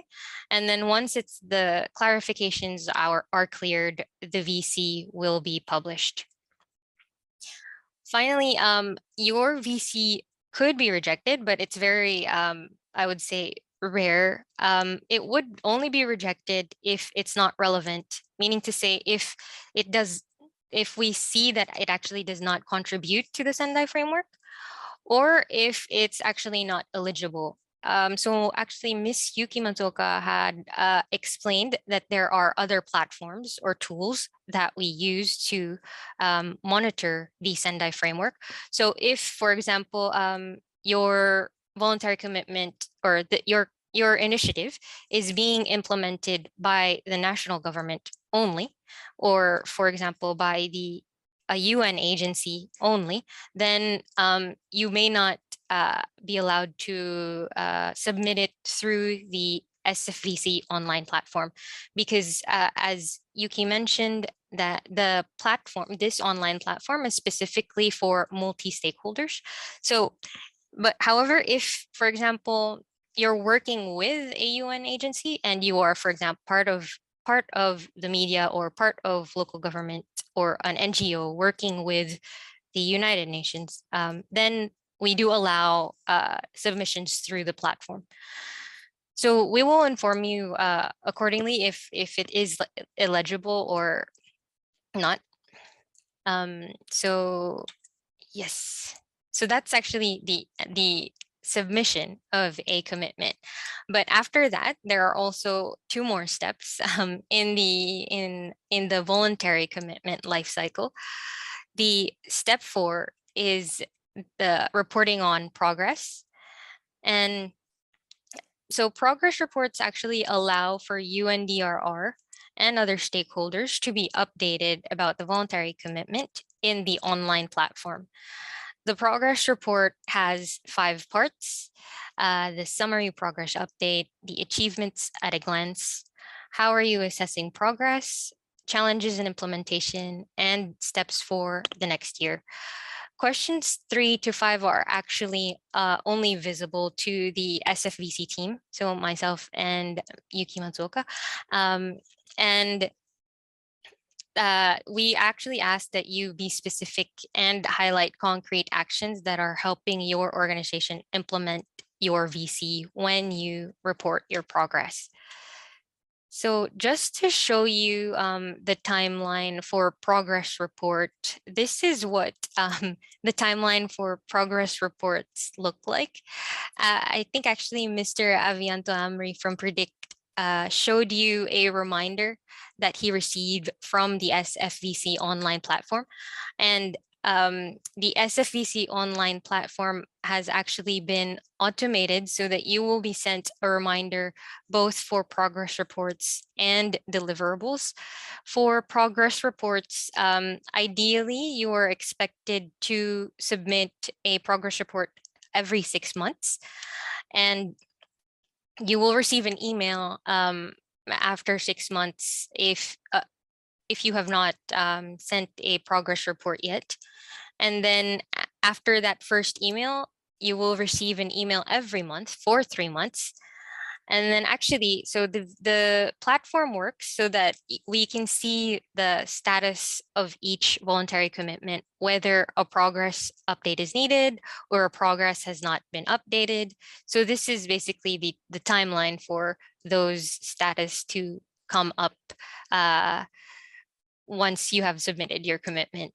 So we encourage you to always submit your progress reports within 6 months or 9 months. And then if you are unable to actually provide us with any progress updates, then your voluntary commitment will show as progress not updated after 1 year. So the next step, the final step for a voluntary commitment is the submission of deliverables. This is what the submission of deliverables look like. If you can remember in step 3, when submitting your commitment, you are actually asked to submit deliverables and provide the intended due date. So submission of deliverables is dependent on the intended date of delivery, which you have set in your first submission. The focal point will also have a chance to indicate that deliverable has been completed or not once when you go to the website. And then once you have uploaded the outputs of your deliverable, you can then submit it for our approval. We will then review it and approve it if we have no clarifications. So this is also, you can see the similar timeline for the progress reports. When you will receive a reminder a month before your delivery date. And then after that, your status will be changed to deliverable update needed. Once that happens, every month you will actually be asked, you will be reminded to submit your deliverable. And then once, if you still have not submitted it after 3 months, your VC will actually become inactive. This means that your voluntary commitment will no longer be publicly available on the website. So it will not be shown on the website anymore if you do not update your deliverable. So this is very important because you may encounter this if you are not able to update us on your deliverables. Once all deliverables have been submitted and approved, then and you also have no pending progress reports, your voluntary commitment will be completed, and completed voluntary commitments will remain visible on the platform, and then you can start a new commitment. And so that's the end of the voluntary commitment life cycle. But I wanted to share with you that another feature of the Sendai framework platform, which is the highlights. So the SFVC platform also allows for the publication of highlights in the website as submitted by organizations implementing published voluntary commitments. The highlight allows organizations to showcase their achievements while the VC is being implemented and or at the completion of a voluntary commitment. So in so doing, actually, this highlight will raise the profile of a stakeholders organization. So this, you can see that you can include a photo, you can include additional links, and this is essentially an article that will share your achievements. A highlight also provides additional information that that allows stakeholder to explore synergies and potential collaboration. For example, if we can actually create a highlight for this webinar as organized by UNDRR, and we can then tag UNDRR or the related commitment here, and the related themes and issues, the hazards, the priorities for action. And then this highlight can actually be featured not only in the SFVC online platform, but also on the prevention web platform. So it'll be seen in multiple platforms, and then you can raise, basically you can inform the public more about your work.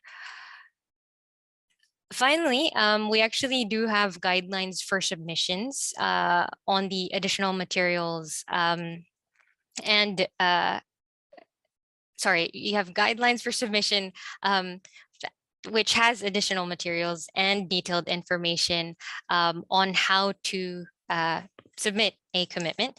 We are intending to update this actually in this year, and we hope to share it with the public soon. So we do ask for your patience. So before I end, actually, I will probably, because I have very little time, I will just go through very quickly on the next slides. These are just the feedback that we've received from our users of the online platform about how basically how easy and accessible the platform has been for them. You can see that over 80% agreed that the SFVC platform is easily accessible, and the function is basically quite easy. So these numbers have actually improved since 2019, and the submission process was also evaluated by stakeholders, and you can see that 94% of participants here would recommend to submit commitments to the platform. So I hope that these results encourage you to submit voluntary commitments to the online platform. We will, of course, help you in any way that we can. We can help you in redrafting your voluntary commitments. And then I'd like to share some quotes from from our stakeholders, including Rama, on the use of SFDC. Here you can see that Rama has shares how the platform supports and showcases their DRR efforts while encouraging youth, women, and other DRR stakeholders to use the platform. And then we also have Akira Doi, who is manager from Kokusai Kogyo Co. Limited, one of our private sector organizations implementing a published VC. And he shares how useful the SFVC online platform has been to bring about opportunities for collaboration to support joint DRR activities in Japan. So we do hope that this will also support collaboration of activities in Indonesia. And then finally, this is my last slide. I'm sorry for the very long presentation. We encourage you to attend the Learning Lab on the 26th of May from 11:45 to 12:45 in the BNDCC mezzanine floor. You will find actually the link to this, I can share the link to this in the chat. This will also introduce the SFVC online platform to participants, also guide participants how to submit their voluntary commitments, and it will provide a space for sharing experiences and peer-to-peer learning among stakeholders. So we will be entertaining additional questions regarding the platform there. And thank you very much for your time. And we are happy to take questions from the stakeholders.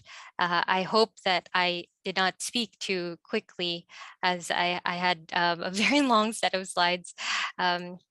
Over to you, Rama. Thank you very much, Ms. Alisa. Your information is very informative. And also thank you, Elia, for providing a very nice translation to in Bahasa Indonesia. So if there is any questions, please convey in the chat room, or you can also raise your hand either in Bahasa Indonesia or Bahasa Inggris. Maybe Alisa, there already have asking about if the local government in this term is the BPBD, Regional Authority for Disaster Management, are also eligible to submit, and also if there is any to submit the SFPC. Sorry, Rama, I missed the last part of the last question. Hello? Yeah. Hello, can you hear me back? Hello? Yes, I can hear you. Yes, yes. So the second is if there is any education limitation or education limitation. Okay. Yeah.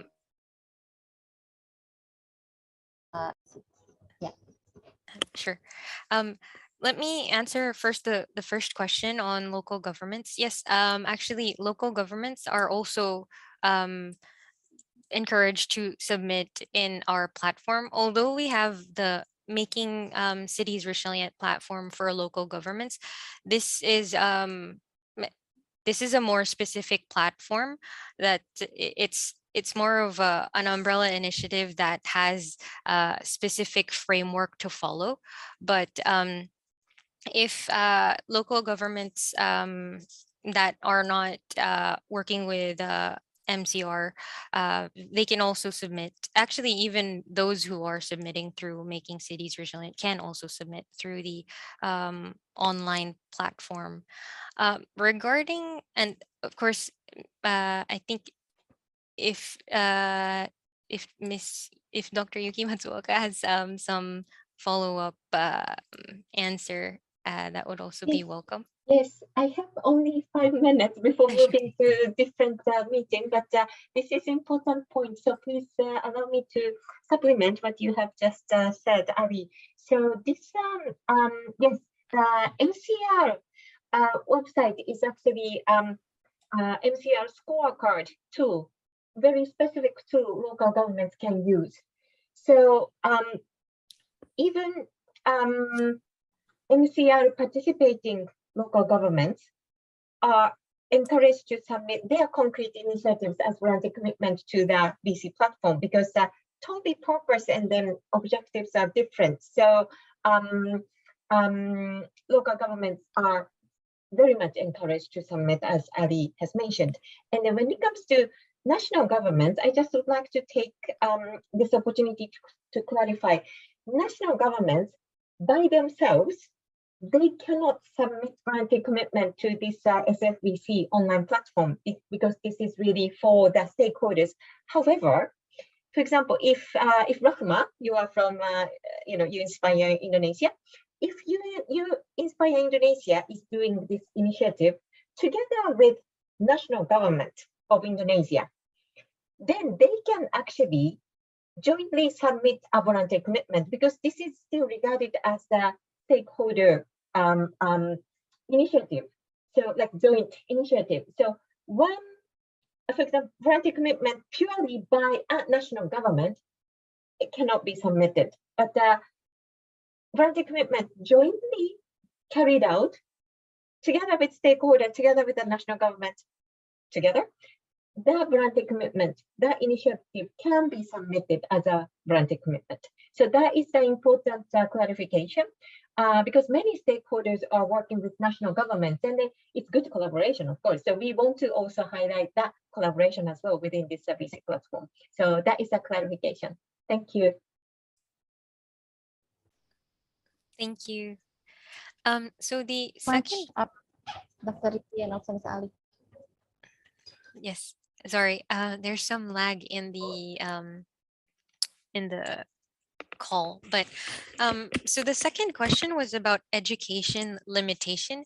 Can you clarify on that question, because I'm not quite sure what do you mean by education limitation?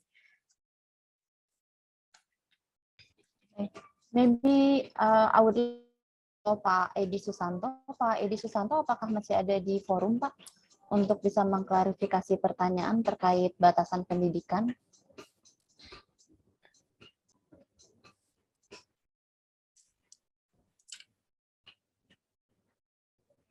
Yeah, yeah. I think in my own perspective, maybe anyone can submit to SFVC regardless of their education background, as long as it has some contribution toward the Sendai framework for disaster risk reduction.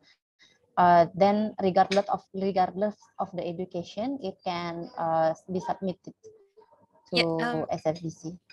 Yes, yes. I mean, regardless of your education background, you can submit as long as you are representing an organization. So you cannot submit as an individual, but as long as you are representing an organization, of course, we do not discriminate on the educational background. Yes, please allow me to compliment. Yeah, because this if a person who asks this question might have some misunderstanding, so it's better to clarify. So we have main focal point, like Rahma, you are the main focal point for UNDRR. Then you did the fill in and then submit. So you are actually regarded by us as a focal point for UNDRR voluntary commitments. But the voluntary commitments always, as I mentioned at the beginning, voluntary commitments have to be from entities, not an individual person. So, so this education background of a person, you know, when it comes to main focal point for an entity, of course, you know, we don't have any restriction towards the background of this person. But I just want to make it clear again that these voluntary commitments need to be submitted by entities. So individuals we communicate is actually focal point for these voluntary commitments. So that is another clarification that, you know, we really want to make sure, because this is the question, like the frequent question we receive. That's why, yes, I want to make it clear. So entities, yes, thank you. Yeah, thank you very much for the clarification, and I think it provides a better clarification to the Indonesia stakeholders that attend in the chat Zoom. Ya, Pak Edi Susanto have another question. Pak Edi, apakah mau di-convey secara langsung, Pak?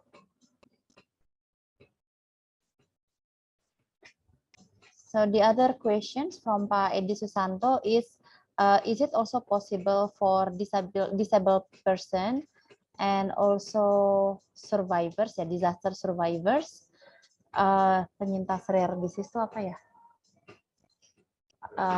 Rare disease survivor to also join the initiatives. So I think it will also return back to what Dr. Yuki has mentioned, that as long as it is from an entity, so if this is an organization from disabled person, they can submit to the SFVC. Yes, definitely. Yes, please, sorry, I keep, you know, trying to supplement because I try to go for as much as possible, and then I have only like 3 minutes. So actually, yes, definitely. One of the themes we are having as the list of themes, this inclusive theme is included. And then we have so many voluntary commitments which are covering the inclusive topic. So when it comes to inclusive perspective, it's of course quite encouraging to submit. We encourage these entities which are working on inclusive perspective, including disability, of course, perspective. They are encouraged to submit their, of course, initiatives as a voluntary commitment. That is one thing. And then the other thing is that we also have paper version of the form. So if somebody who has difficulties to submit online, we actually can send you a Word format so that they can actually fill it in the Word format and then send it back to us by email so that we can actually enter on their behalf to the online platform, so that we try to be accessible in a way in terms of the support to the people who need some help to enter online. So that is something I wanted to add, but I have to now move to the meeting, but please, Ali is going to be happy to respond to your question. So thank you very much again for this opportunity. Rahma, thank you for your great moderation. So yes, I am looking forward to seeing some of you in Bali. Thank you. Thank you, and I also looking forward. It's a very honor to be with you together in the Stakeholder Forum for the SFVC. Thank you for the invitation, and thank you for your sharing today, which is really valuable for the stakeholders in Indonesia. Thank you very much. Jadi Bapak Ibu rekan-rekan untuk mensubmit SFVC ini dia syaratnya harus berasal dari institusi atau organisasi, bisa dari local government, dari BPBD, dari NGO, dari Planas tadi saya lihat ada Mbak Ninil, dari MPBI, dari MDMC dan lain-lain sebagainya. Dia harus institusi, jadi nggak bisa perorangan, orang perorangan nggak bisa. Dan pertanyaan dari Pak Edi, kalau karena dia sifatnya juga inklusif, jadi sangat terbuka jika ada organisasi organisasi disable atau organisasi rare disease yang kemudian mensubmit untuk SFVC, selama itu adalah sebuah organisasi yang memang memiliki tujuan untuk mencapai pengurangan risiko bencana, dilingkan nanti dengan 7 target SFDRR. Nanti 7 target SFDRR itu ada poin-poinnya. Rasanya sih dari banyak stakeholder kebencanaan di Indonesia itu luar biasa sekali ya, dan kita juga sangat belajar dari banyaknya stakeholder yang di Indonesia yang ada. Baik, apakah pertanyaan berikutnya ada pertanyaan dari Hanif ya. So the next question come from Hanif, Miss Ali. Will we be banned or blacklisted if we do not update our commitment? Yes, thank you for that question, Hanif. No, of course, you will not be banned or blacklisted if you will not be able to update your voluntary commitment. Of course, we will continue to remind you to update it, but what will happen is if for example, you're not able to submit a progress report, then actually it will just indicate in the status of your voluntary commitment on the platform that progress report not updated in red. But if you are not able to submit your deliverable and 3 months have passed from the due date, that is actually when your status becomes inactive. And I mentioned that earlier, that your status will become meaning your inactive status means that you will no longer be seen in the platform. Of course, we will remind you to submit your deliverable, and we will actually even assist you to submit whatever you can. Actually, we also I'm seeing Mr. Avianto Amri's comments on the chat, and yes, we're not banning anyone or blacklisting. Sometimes we actually suggest to extend the delivery due date of the deliverable, because we understand, like in the COVID-19 context, there might be delays in the implementation of your project. So we know that and also, I mean, we're looking at disasters, so obviously these delays can happen quite easily. So we do understand that the organizations will be prioritizing their efforts for disaster risk reduction on the ground rather than updating us on their progress. But so we just encourage you to actually extend your delivery due dates, and then if we extend it, then your voluntary commitment will be public again, and then you can then send us the outputs of your deliverables when you're able to. So there's no naughty list either on the VC platform. Wonderful. Thank you very much. Yeah, we often feel ashamed, like, oh, we haven't updated the report. We But completely understand. Yes. you've been really, really helpful in assessing all the processes and also like improving all the wording, the narrative, shaping the form. I think it's really guiding us as well toward achieving our goal to contribute to SFVC. Thank you. Baik, Bapak Ibu, apakah ada pertanyaan lainnya? Boleh juga raise hand. Yeah, thank you, Dr. Avianto. He has also mentioned that this kind of exchange has been very useful for us and hope to see this kind of exchanges more in future. Respect and appreciation for UNDRR. And maybe it reminds me as well to one comment from the last slide from Dr. Avianto Amri, who is expecting if it's possible for UNDRR to also facilitate moderation or a stakeholders meeting for the stakeholders who already submitted SFPC, and probably with other stakeholders that can further leverage a collaboration and help to support to leverage the initiatives and finding ways for resource mobilization, etc. Is it possible to also have such kind of impact by submitting SFVC?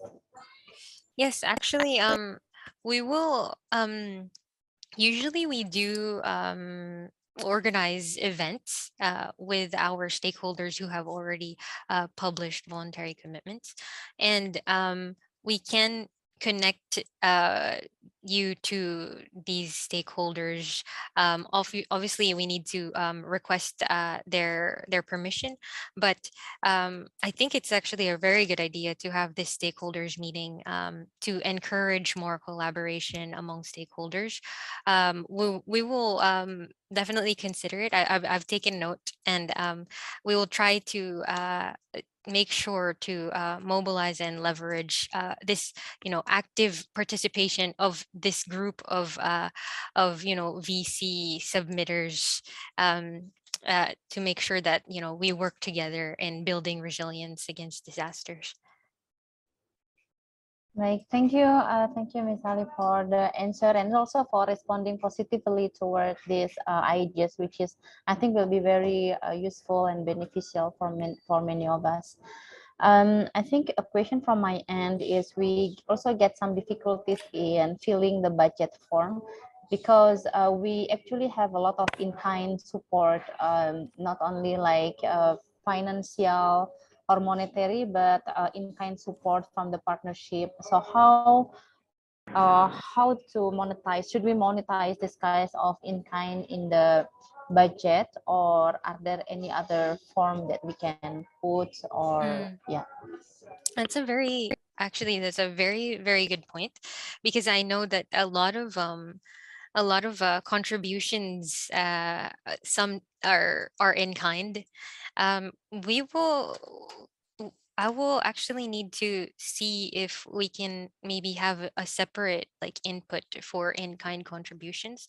But in the meantime, since we do not have it, we probably would ask you to like monetize it, as you mentioned, to sort of like estimate how much is the in-kind support that you are receiving. okay. Thank you for the clarification, Ms. Ali. Yeah, so are there any last question, since it's already 3 past? So maybe we will still open for 1 or 2 more questions from the audience. Kalau ada pertanyaan, 1 atau 2 pertanyaan lagi, silahkan dari floor. Dan ini terima kasih sekali kami ucapkan kepada Bapak Ibu yang sudah hadir dari timur sampai barat Indonesia, dari banyak BPBD, dari pemerintah, dari para NGO, dari Planas juga tadi hadir, dan banyak lagi yang tidak bisa saya sebutkan satu persatu. Silahkan jika ada pertanyaan, 1 atau 2 pertanyaan terakhir, kami persilahkan. Kalau enggak mungkin perkenankan, ya. So I think we have reached the end of our webinar. It's already 3 p.m. and 5 p.m. in Japan. Let me conclude using Bahasa Indonesia, Ms. Ali, and I will close using Bahasa Inggris. So thank you very much again, Ms. Ali. And if it's possible, we also got questions to have the materials. So maybe if the public materials can be shared, we will then translate into Bahasa Indonesia for our stakeholder to understand more easier.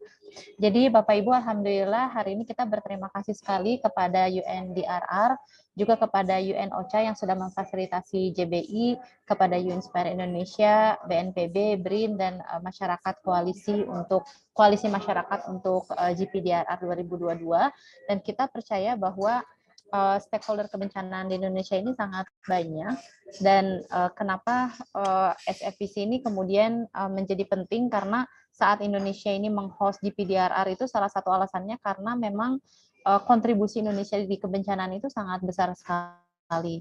Tetapi sayangnya mungkin kita belum banyak terinformasi mengenai Sendai Framework Voluntary Commitment. Jadi ini adalah sebuah wadah supaya kita bisa kita bisa sharing dan menginformasikan secara langsung melalui platform SFVC kepada UNDRR akan kontribusi kebencanaan yang dilakukan. Yang bisa mensubmit SFVC adalah organisasi atau entitas, NGO, pemerintah lokal, dan universitas. Itu juga bisa juga. Pemerintah pusat tidak bisa, tetapi inisiatif yang bekerja dengan pemerintah pusat itu bisa disubmit sebagai SFVC. Dan SFVC ini ditargetkan sampai 2030.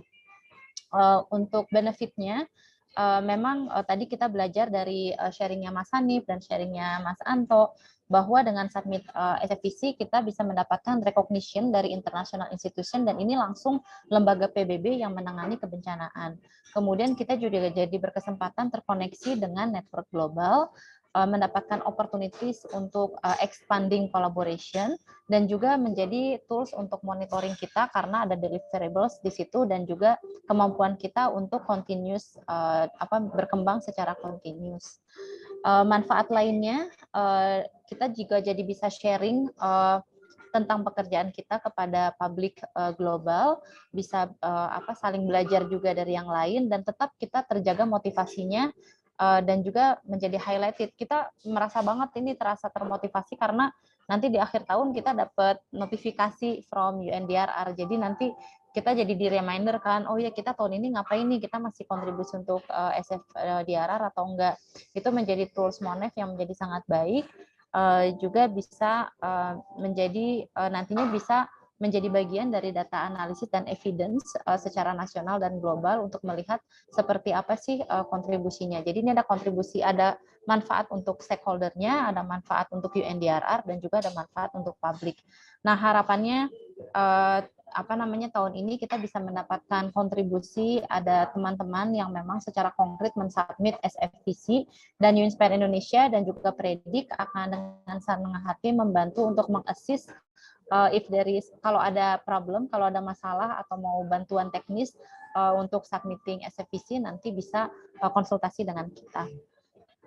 Demikian mungkin rekap pada hari ini. Nanti materialnya akan kami share kepada yang mengisi link registrasi. Jadi Bapak Ibu yang belum mengisi link registrasi, silahkan untuk mengisi link registrasi dan materi, dan juga nanti kita akan translate juga ke bahasa Indonesia. Itu silahkan mengisi link registrasi.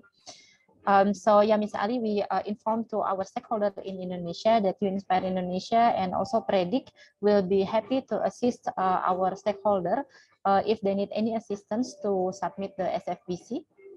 And we really hope that we get some increased number from the stakeholder of Indonesia on the SFVC, especially because we are Indonesia is hosting the GPDRR in Bali end of this month. Dan nanti bisa juga ikut Learning Lab tanggal 25 Mei. And we can join the Learning Lab on 25 Mei ya in Bali. 26 Mei. 26 Mei, oh sorry, 26 Mei. Jadi tanggal 26 Mei nanti ada Learning Lab SFVC. So I think that's the end of our session. Again, we really thank you for UNDRR Japan office, for you, Alisa, and also Dr. Yuki Matsuoka. We really thank you to Mas Hanif and to also Mas Anto and BNPB, also Brin that has supporting us for organizing this webinar. And also we really thank you for all participants that has attended today's meeting. So again, I'm Rahma Hanifa. Also Elia, thank you, and Kak Eka and Kak Mada, thank you for the interpretation, which is really helpful. So I'm Rahma Hanifa, and I apologize for any inconvenience that is happened during the webinar, and looking forward to further collaboration. Thank you very much. Terima kasih. Terima kasih. Terima kasih.